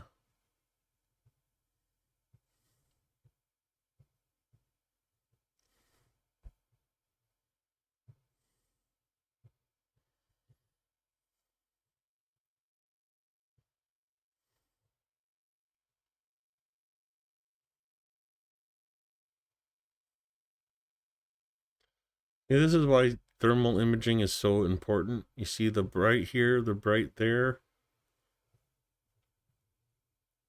What is, we can't see anything here but gray. Let's go to Google Maps.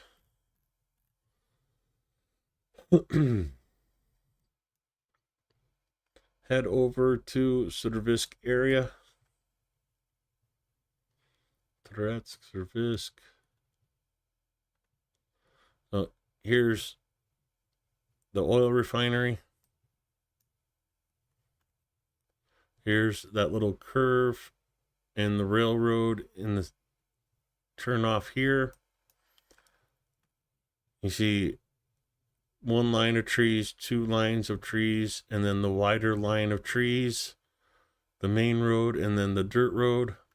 This is the edge of Donetsk and Luhansk Oblast in that video.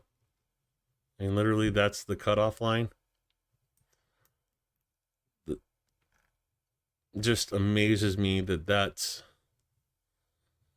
you know, nice little forested area, and well, we see what's left of it here. Railroad with a turnoff.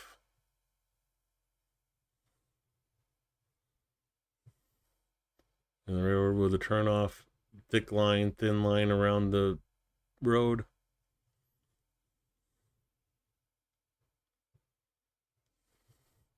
And, you know, the demining tank hits a mine there and then gets hit with the drone here. But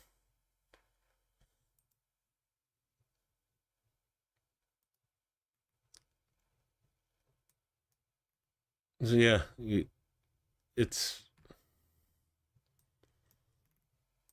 what you're seeing is this area here where they drove through with the deminers, you know, cleared area up to here, and then they spread out the demining through here so they can drop forces off in this tree line to try and advance. To go to the deep state map, head up to here towards Sudervisk. This is that same line right here. Go to satellite imagery. So you see they count this as Russian controlled and Ukrainian controlled, right on the edge of Donetsk-Luhansk border.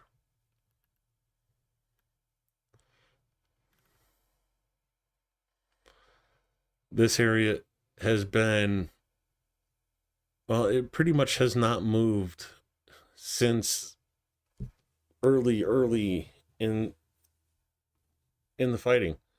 You see the green area where Ukraine pushed back during that big offensive, and the lines pretty much have not moved since then. So lots and lots of fighting in this area, and K2's been there through a lot of it.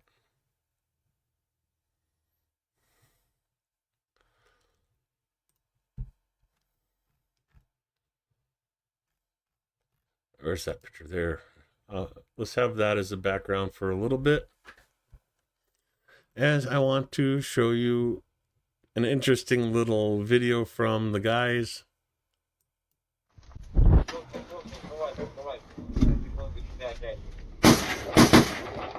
So how do you stabilize a grenade launcher?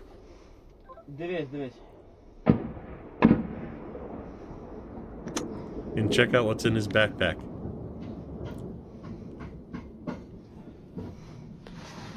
Little crocheted Winnie the Pooh bear with a heart.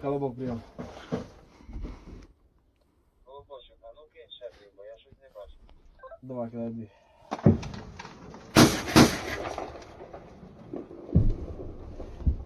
Дві пішло.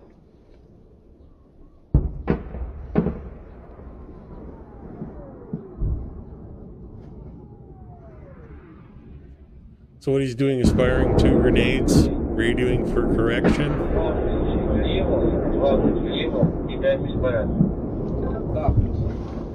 Gets his correction,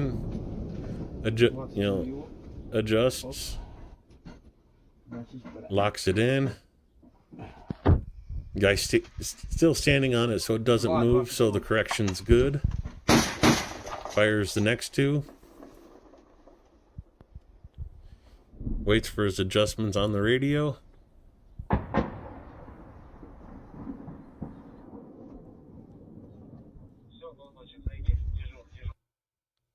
And such is life on the front line. That patch is interesting. I wish I could get a better view of it. But I still like the crocheted teddy bear holding the heart. I gotta like the heart theme, apparently. Couple more updates coming in from a couple channels. Let's see what this is about. The enemy launched a drone strike on Odessa. 3 people injured. The attack caused fires at several addresses. In particular, residential buildings were on fire and warehouses were damaged. So, images and a video from Odessa tonight.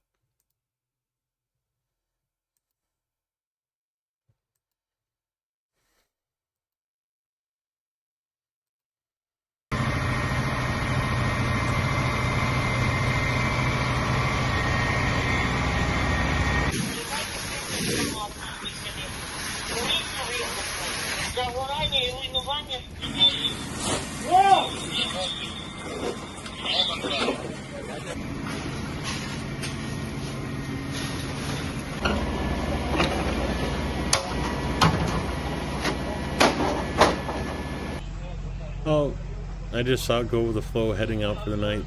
Thank you for coming to the stream. Так, ми забігли в кімнату там, де нема вікон.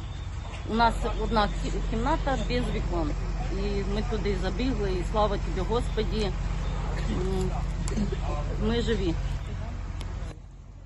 Ви зараз трошечки собі дали заспокоїтися. Через деякий час можуть виникнути... Ми живі.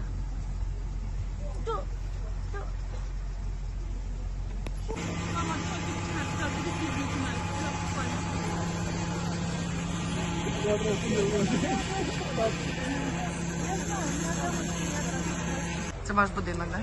Так, був. У нас був будинок. І буде. То таке. Все буде добре. Все відбудуємо. Так, все відбудуємо і все буде добре.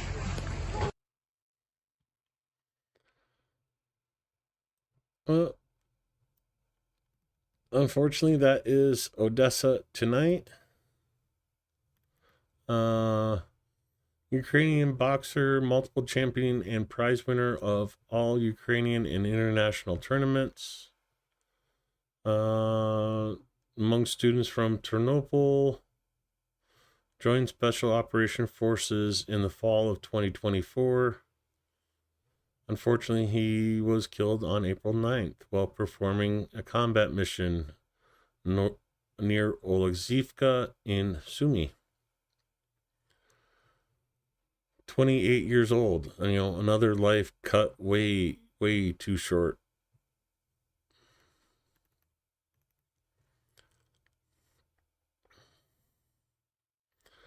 Repelling of a massive Russian assault in the Zaporizhia direction from the 17th Poltavka Brigade. Let's forward this over to Canty Center and give it a watch.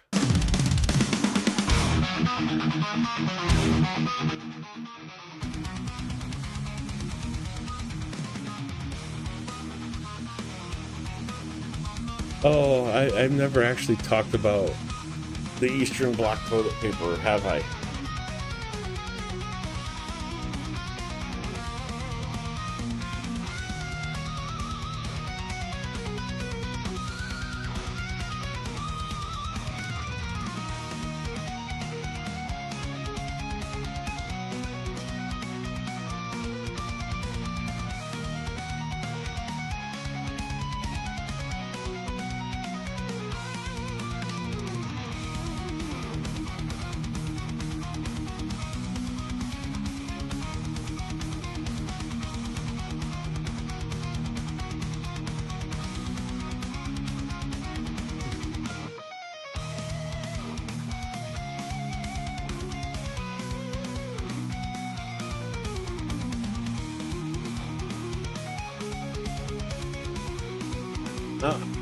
When the video's over, I'll let you know, Nunu.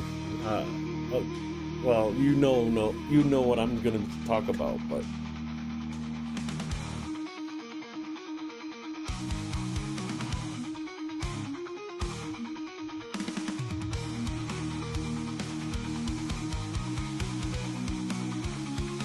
where's BB? BB's probably asleep with the phone in her hand.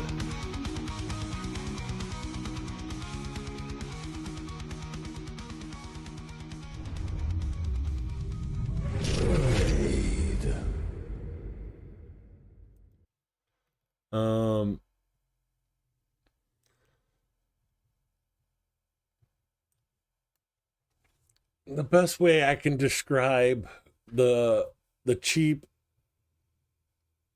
Soviet style toilet paper that is available in Ukraine.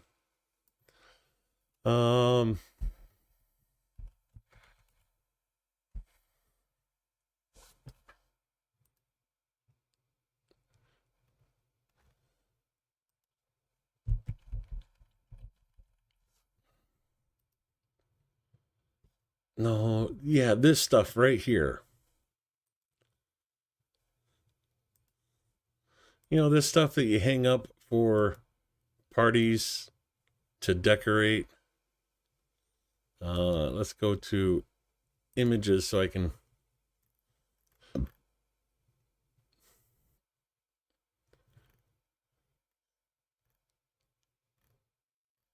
Yeah, this stuff right here.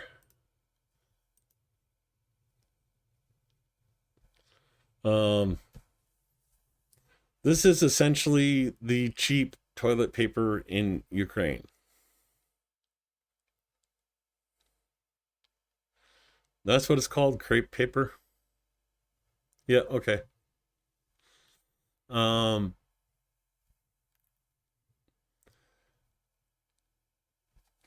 Yeah, I didn't know until I found out. The toilet paper that was in the apartment that I stayed at was running low, and I ran downstairs to the little grocery market thing in the basement of my building. And yeah, this is the only kind of toilet paper they had.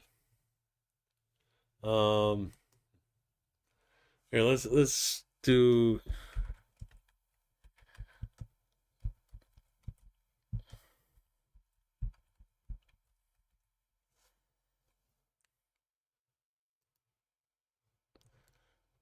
So like this is even. Here we go. This is how it comes. This is all they had on the shelf. Come on, where's the picture? There we go. So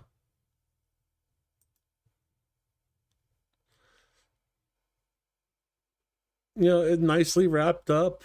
You figure, oh, it just doesn't have the roller because a lot of the places they don't have like a roll holder. Okay. So yeah, I get that. And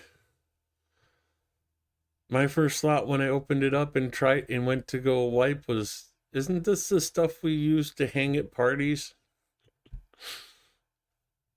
Um,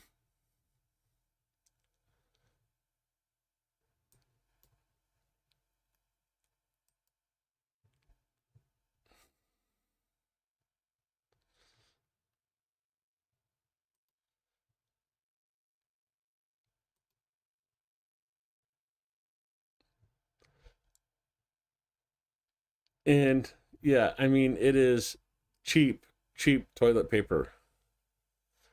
14 grivna a roll.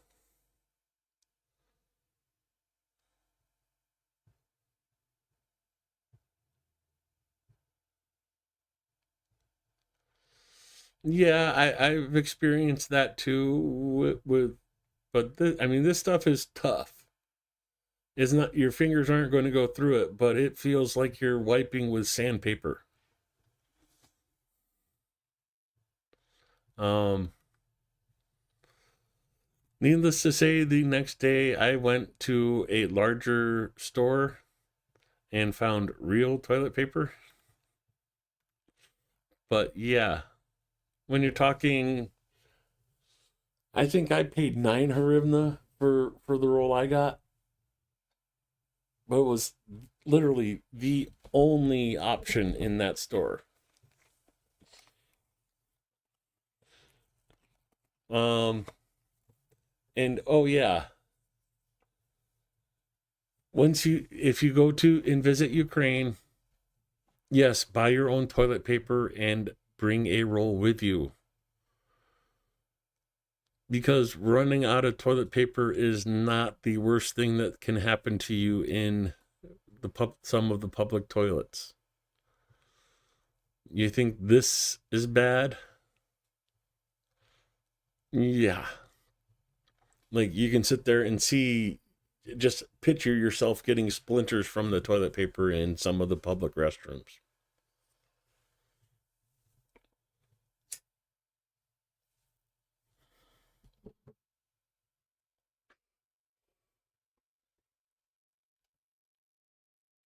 I mean, this is like one of the cheapest major brands, but there's even like knockoff brands of this.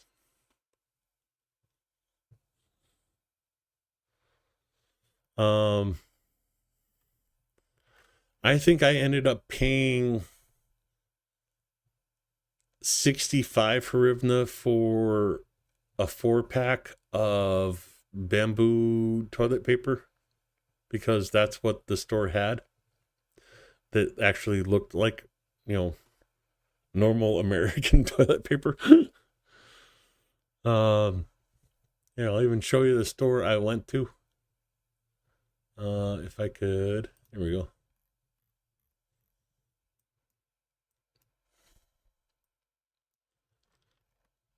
So they're too far.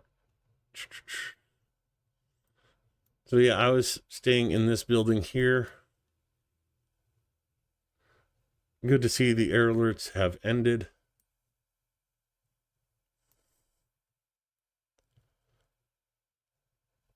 Oh wow, this has changed a lot since this picture. This building is not there anymore. Apparently this building got knocked down and a kind of like a little mall was put in its place. Or no, wait, no, wait. I'm too far. I need to go down the road. Here we go. Okay, this wall isn't here anymore. But this is the mall. There's like a little, I'd almost say like a Dollar Tree type of store right here. And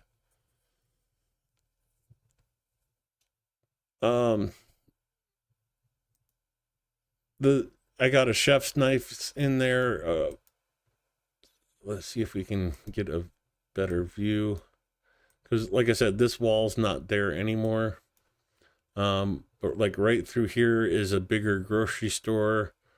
All kinds of little shops and stuff in here, upstairs, around there. Pretty cool little local mall. strip mall type of situation. But yeah, that's where I ended up having to go to get real toilet paper, because basically the convenience store next to me did not have real toilet paper.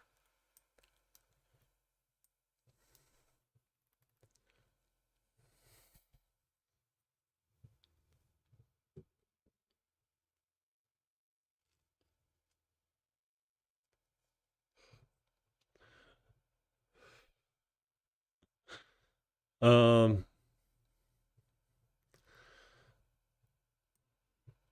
I've read a lot about like the pioneer days here in America. I'd still rather use this stuff than what the pioneers used, because they used old corn cobs where the corn was gone off of it,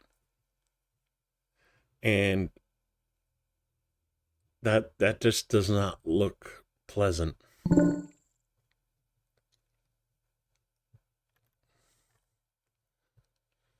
So yeah, toilet paper adventures in Ukraine. Yeah, I've never really thought much about that until you guys started talking about it in chat, and yeah. If you want a great souvenir to take home, and you want to demonstrate to your family how tough Ukrainians are, here, Ukrainians use that to wipe their bum.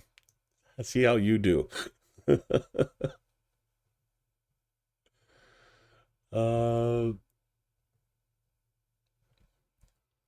You may notice that I have this up.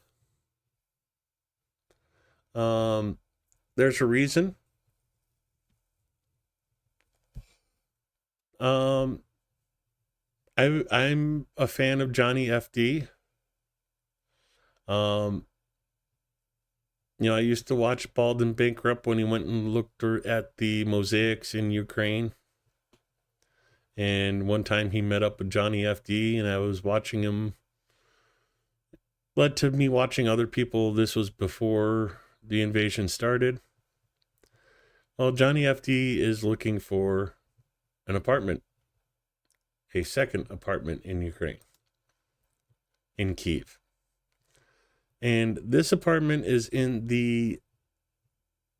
not the same building, but the same group of buildings that Johnny's looking at. He was looking at a small 2-bedroom apartment, or 2-room apartment, I should say, with a living area and a small bedroom off to the side of it. This is a 3-room apartment, and the asking price on the apartment he looked at was $65,000. This is only $2,000 more. So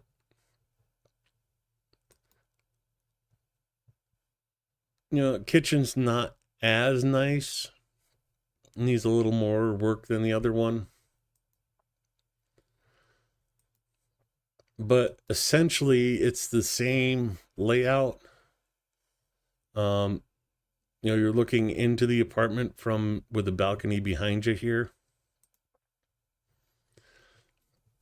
And then there's 2 other bedrooms, this room here, and then this room.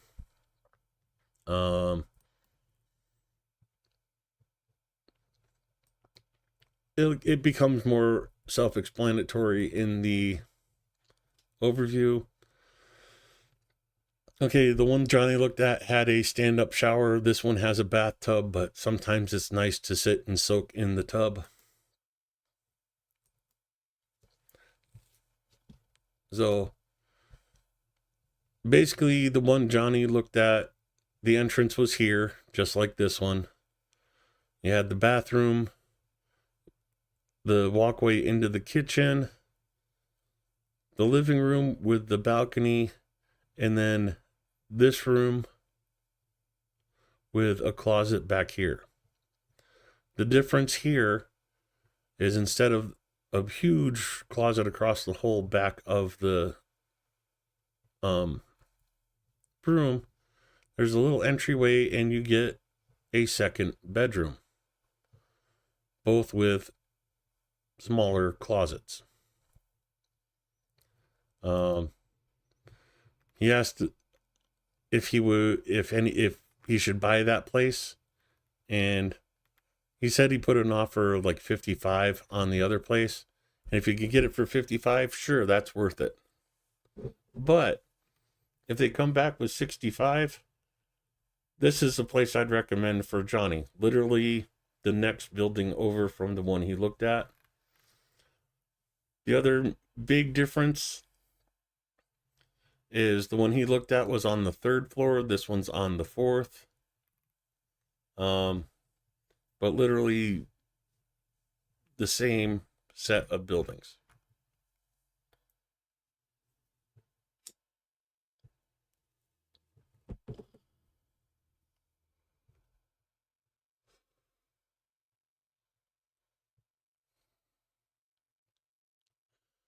I'm going to get lost here and go to the sofa to watch this on TV again. Just a smoke break, so I came here to mess around for a while. Well, thank you for coming here to mess around, LG. Yeah, you have the same name as my computer monitor. I don't want to dox him in case he does buy that apartment. So I won't show where this one is on the map. Let me take this off camera as I go back to the map.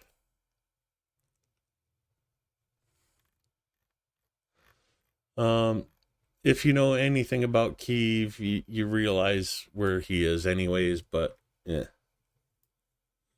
I don't want to be responsible for that.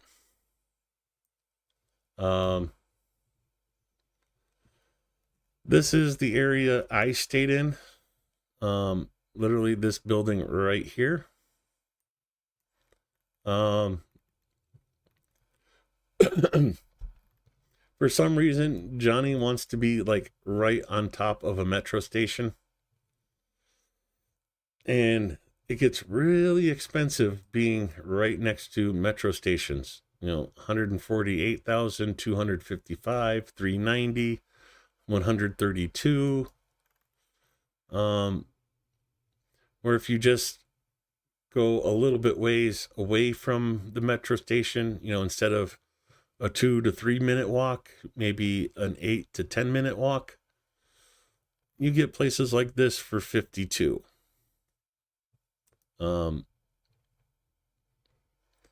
why I never understood why Johnny wants to be like right next to the metro, but he has more money than me, so I guess, yeah.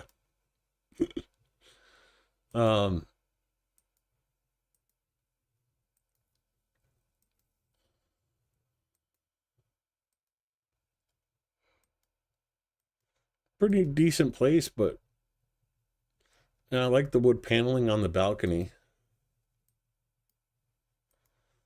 But all the pictures are down. They should be like there's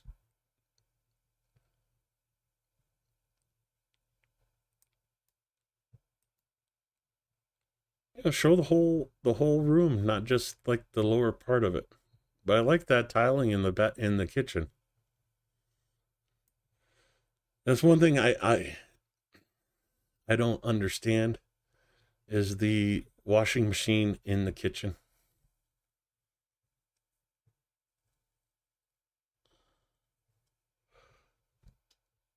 Yeah, he showed off a lot of it, that if anybody wants to figure it out like I did, you can figure it out. The apartment he looked at is even listed on this site, so all you have to do is look for the pictures of his apartment that he looked at. But I just wanted to give my 2 cents.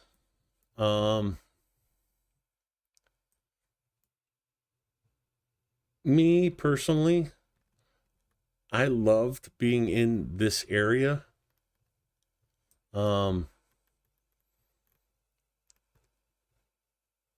What do you call it? The sleeping areas of Kiev. Yeah, it was nice. It was quiet. Far enough away from like the busy traffic roads that I didn't have to deal with a lot of traffic. Tucked away in the neighborhood, so yeah, there was traffic down this road, there's traffic on this road, but everything I needed I could find right in here. Well, I should say right in here. But like the high-speed tram being right there, it was maybe an 8-minute walk to the high-speed tram. And literally could get everything I needed on from the tram. You know, if I wanted McDonald's, this was a nice little shopping center here. If you took the tram this way, you ended up at Dnipro Market. You know, I even walked through over here to the car dealerships are right here. There's like probably 16 different car dealerships all located together in this complex.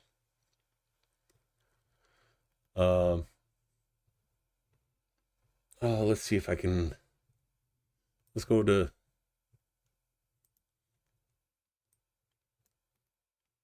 again, like I was staying in this neighborhood and the car dealerships are right here. But literally got off the high-speed tram, walked over to here. This is my heart. That's my channel logo.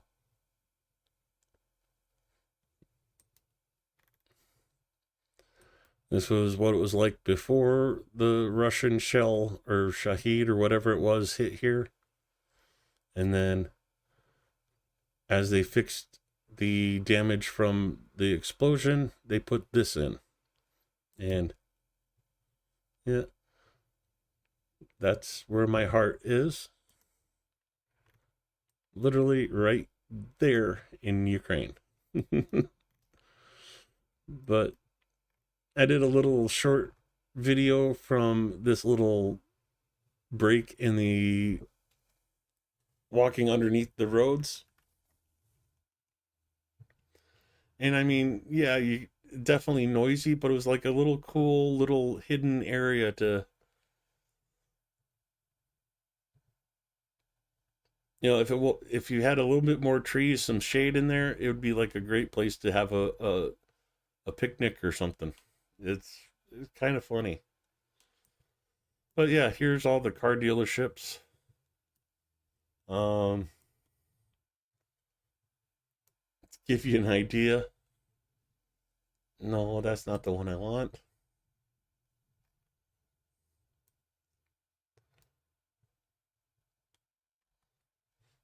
Okay, let's try. Let's try here. There we go. So one building has the Toyota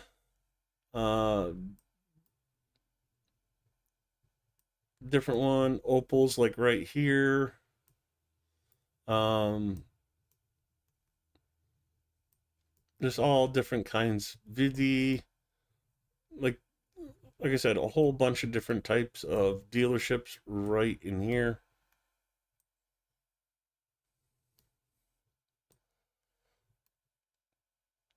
And it's not there in this picture.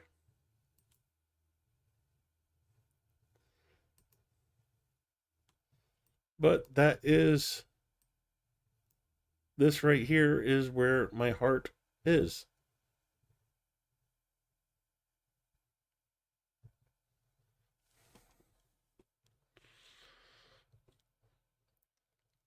Yeah, I get that.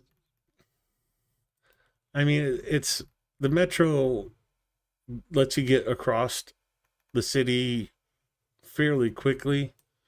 But for like the price you'd pay for a place right here,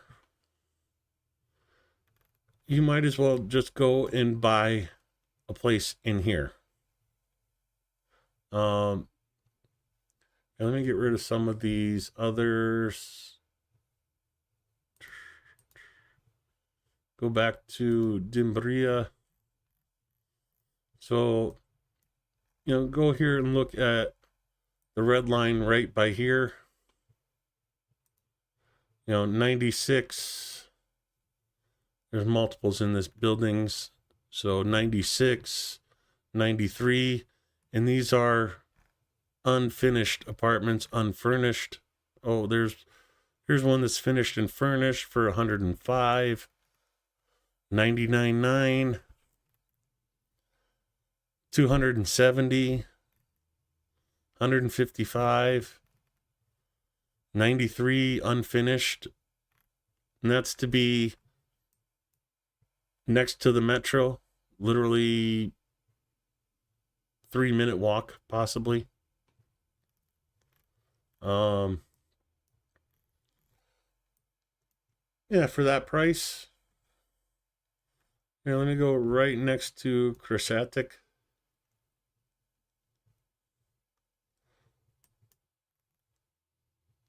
Here we go.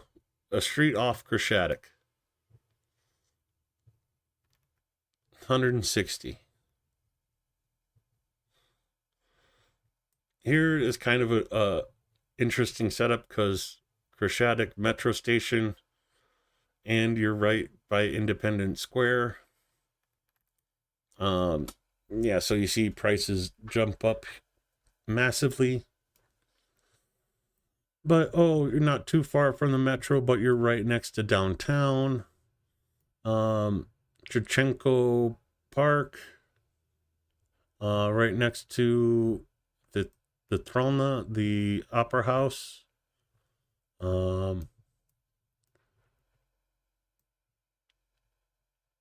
Yeah, okay, there's some ridiculous ones, but there you go, 99K right on Krashatik. Some of you may recognize that entryway from a picture I took. Well, right on Krashatik.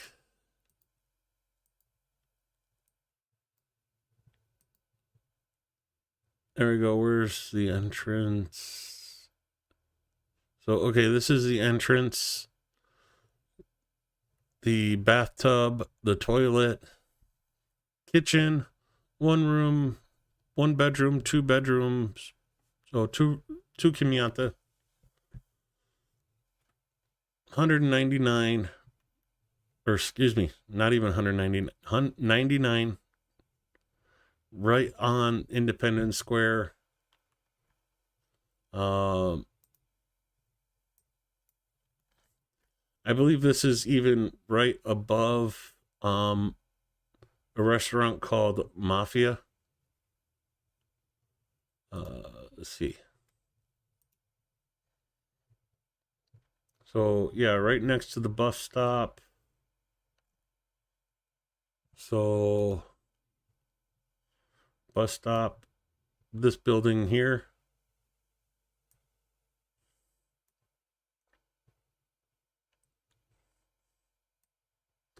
Well, that's not the right location.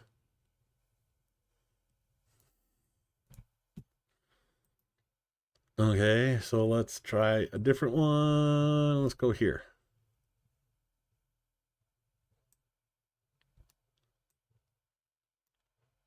Okay, still not the right location for that picture.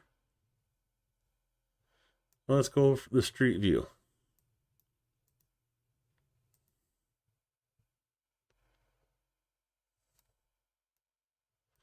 Still not the right location. Jesus.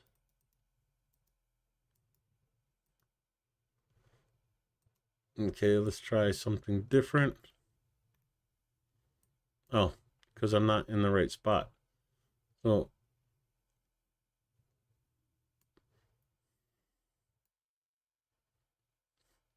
I wasn't in the right spot. So literally this building right here, Independence Square right there, National Philharmonic right there. Ukrainian House is like right here behind this building. And there you go, 99. Right downtown, right in the middle of everything. But you're farther away from the metro station. Yeah.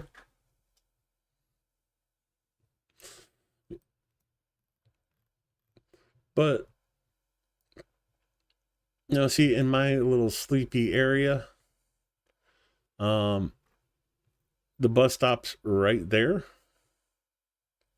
I literally walked out of my building, got on the marshrutka, and the marshrutka within, I'd say 10 minutes, I could be at this metro station.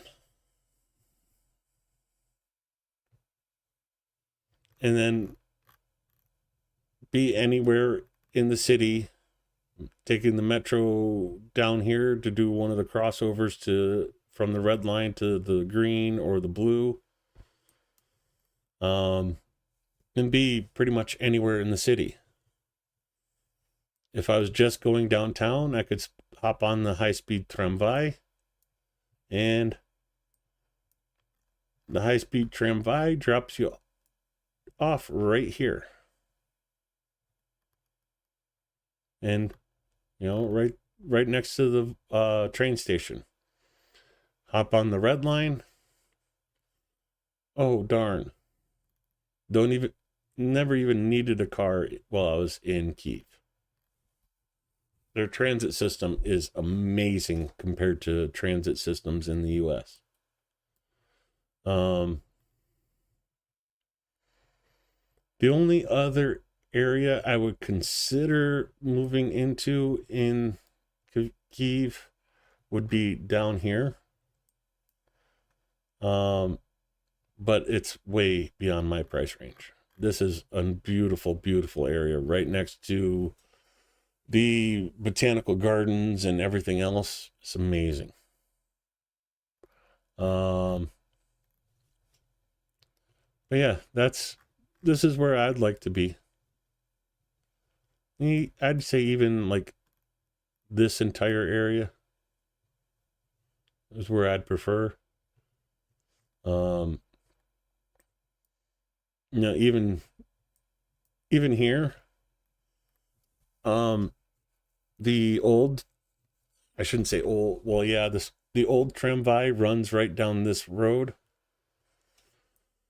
So easily you could hop on the tramway, get to here, hop and transfer over to the high-speed tram, or take it up to here and get on the red line for the metro, or hop a bus, because the bus goes right from here straight up to this metro station here.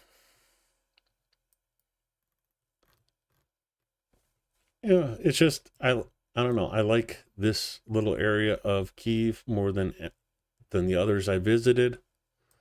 You know, this area here, it's all two new buildings. You know, all the trees and parks and stuff planted in this area are all small trees. This area wasn't bad.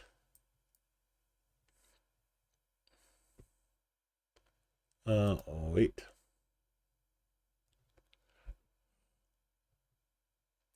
Yeah, there's no medieval towns in America either.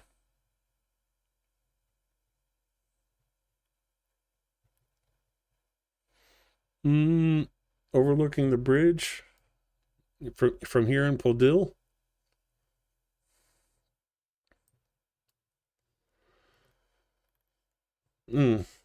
Yeah, I have personal reasons why I want to be near the red line. Well,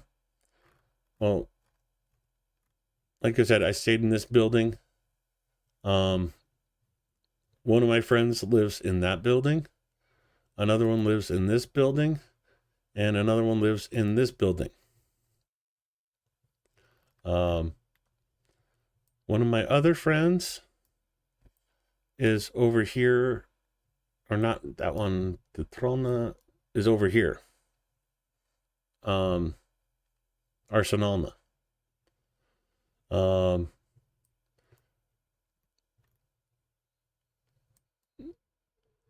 The red line also has an exit right here into Hydro Park. And then hopping out here at Lukova, there's a market right here and a huge shopping mall right here. So everything, and my friend's aunt, her Kuma, owns the restaurant right here. So, go and meet up with her aunt a lot and enjoy some really good Ukrainian food.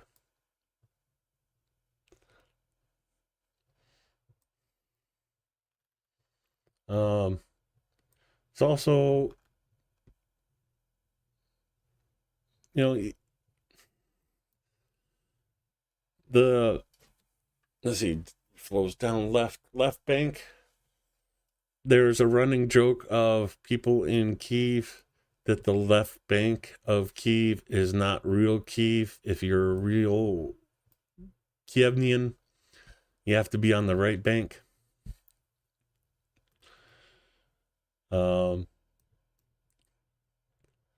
Yeah,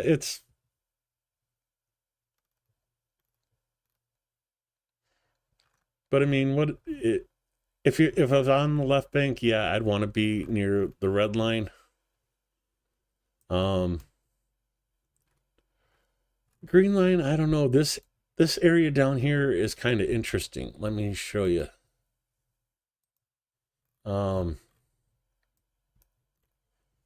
Well, the green line basically follows here, and like you notice, it's not very green over here.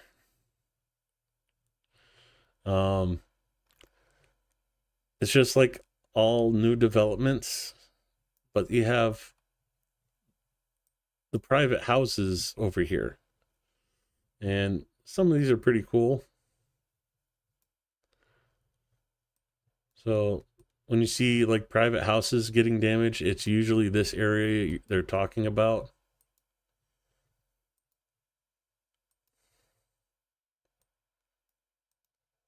But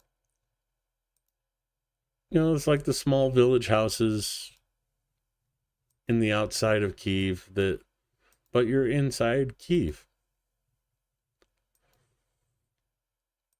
Usually these are big money, like more than I'd ever be able to afford. But it's a nice area to walk around, but there's like, I didn't go in farther than like right here because like the benches got really scarce because it's all people's housing, walls up against the street, but it's a nice area.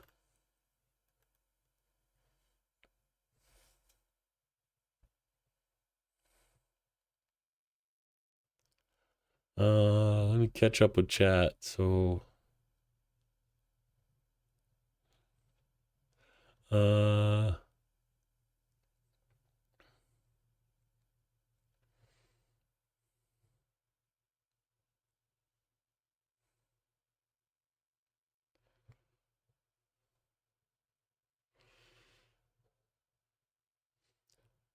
Nunu, are you by Lviv?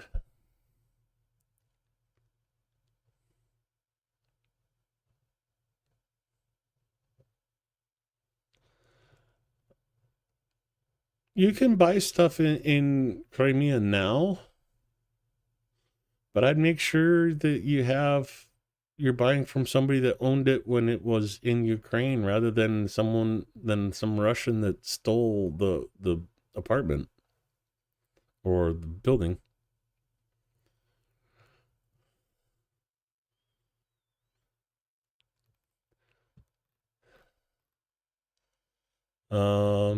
Yeah, I'd rather sit.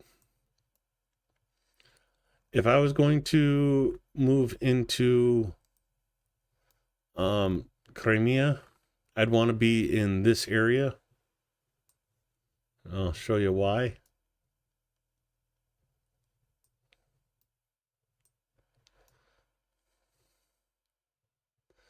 So there's a single road that runs through the mountains right here.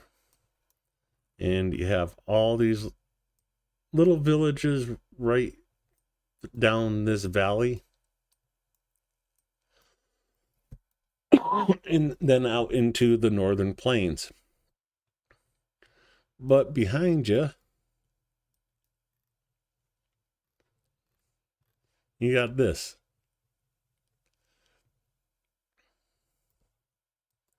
And let's see. Come to this side.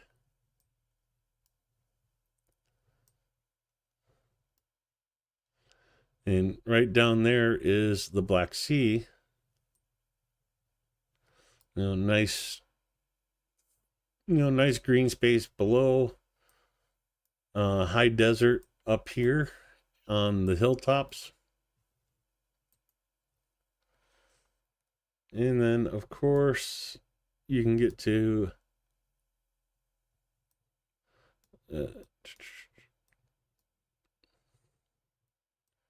and there's the Black Sea, the towns and villages below. It'd be a nice area. And, a nice old watchtower that used to watch the coastline. Because they were so much higher up, they could see farther along the horizon and warned of when ships were approaching. But it's just not far from this.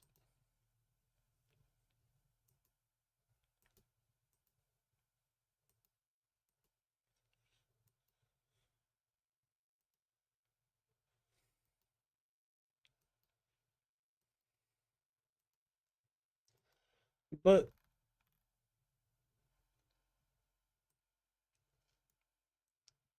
everybody talks about the Crimean beach party after the war. That's fine. You guys can all go to that. I want to go have margaritas in Mariupol.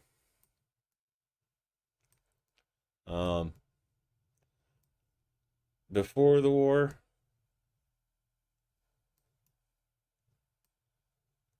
I think they had much cooler beaches.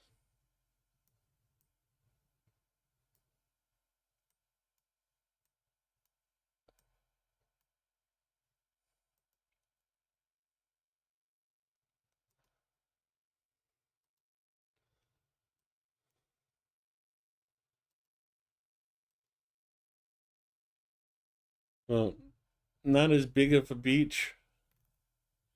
This is pretty much the entire width of the beach you see, I should say.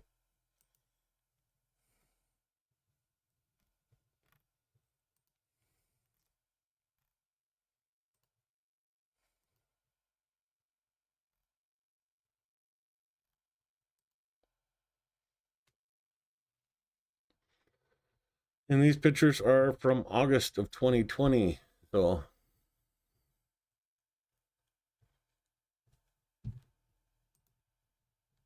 I could picture myself hanging out there and having a margarita or two.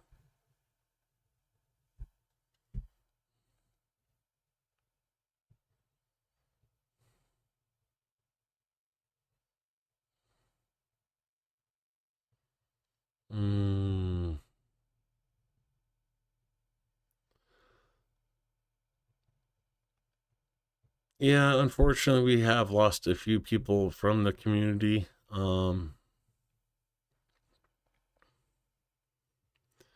It's been really hard news ever since Pete passed. Lauren,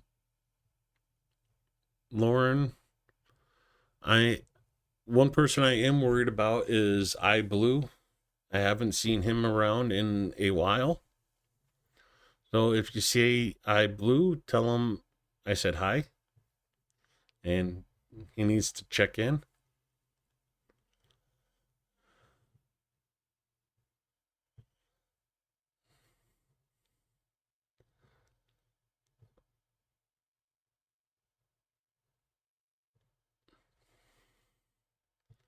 Um, yeah, it's a lot of people that have, well, poor health, like, me and, well, apparently half of chat, have been doing everything like we gotta go, Steve. All right, have a good one. We've been all kind of doing all we can for Ukraine. I've watched more YouTube than I should. I've done more odd jobs than I should to be able to donate. Just trying to earn a little extra $50 here, $20 there.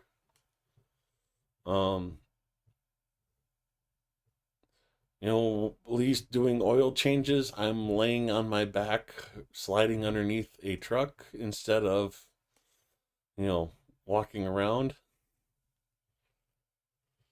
But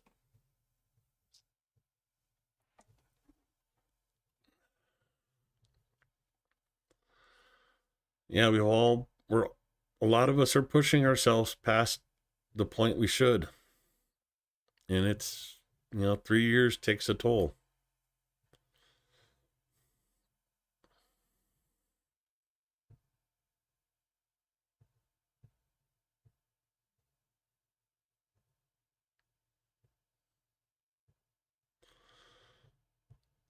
Yeah, Petrie just went to bed a little while ago.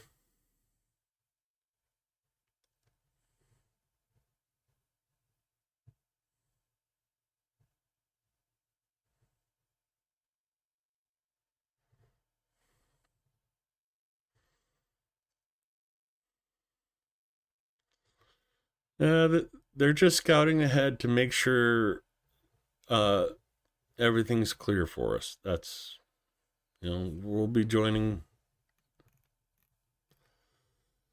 them soon enough, unfortunately.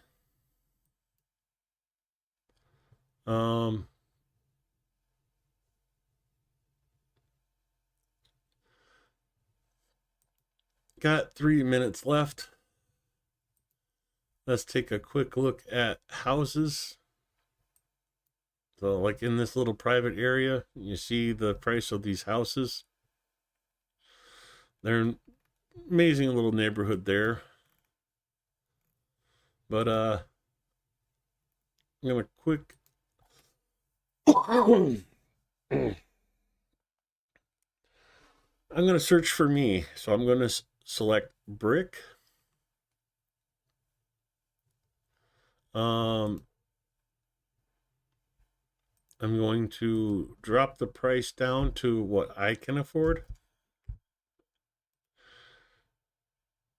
And I'm going to hope for something over 40 Sotic. And, well, at least the place I really like is still there.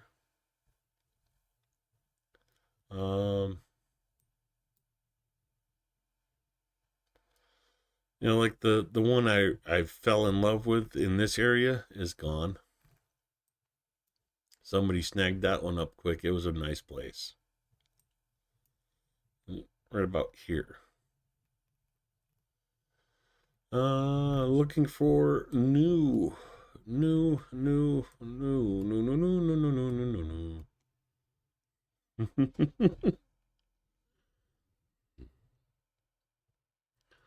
no, no. Yeah, Vlad Petrie got home yesterday or a couple days before. So he's liking the new place he's in, so that's good news. Even though he was trying to be a pain to himself and smoking while on oxygen, and tried to burn down his old place. So okay, this is kind of interesting. I like the brickwork.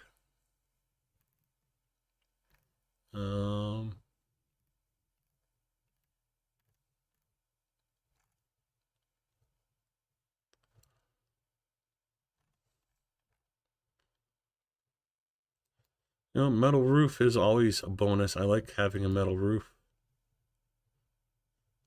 This confuses me though. I'm wondering what this is. Barn. I don't like seeing like the wood supporting the the side of the wall, but not bad.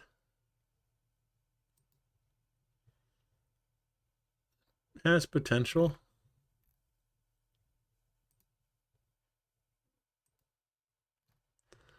And let's see. Well, gas, summer kitchen, barn, 2 cellars, no furniture,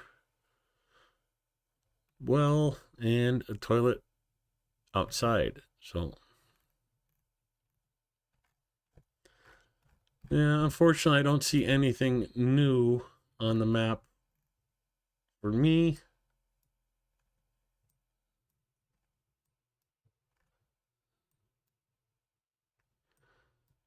And yeah, definitely. Oh, there's that one's new.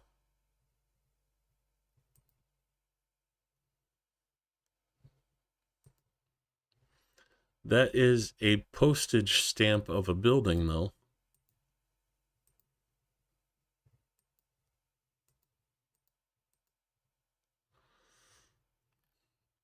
This is like the summer kitchen, and then a barn that you add on to later.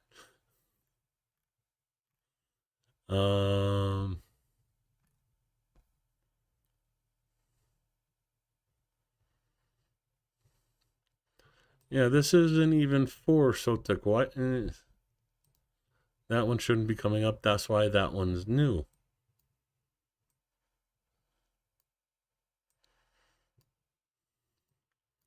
I don't know. I still like my place right here.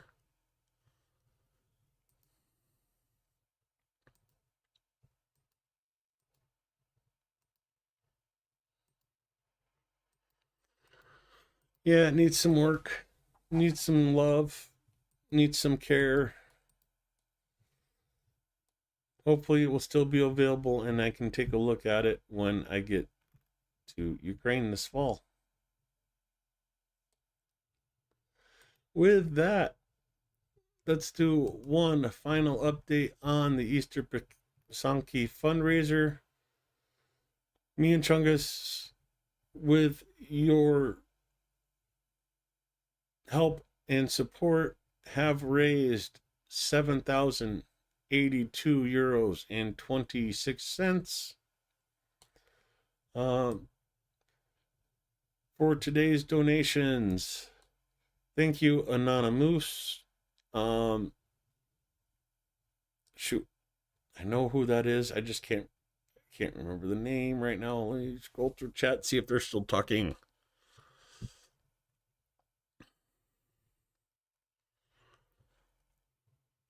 Nope, they're not. I don't see their messages in a while.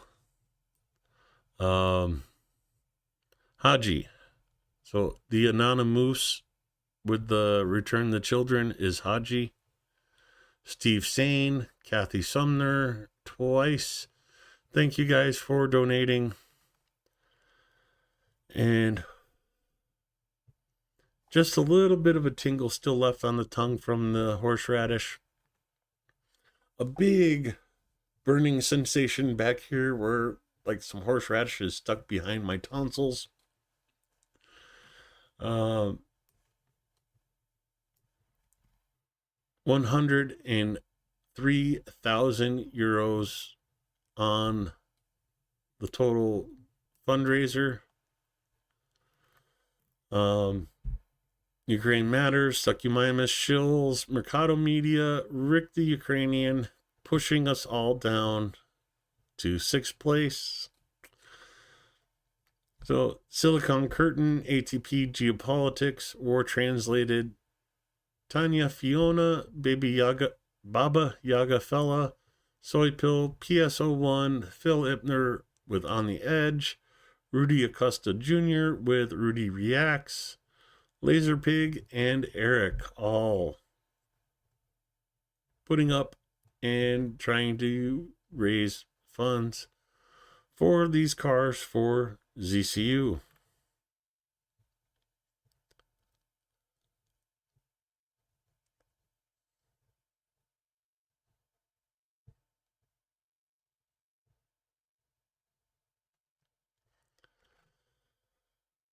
With that, I will say good night. Thank you for coming to the stream.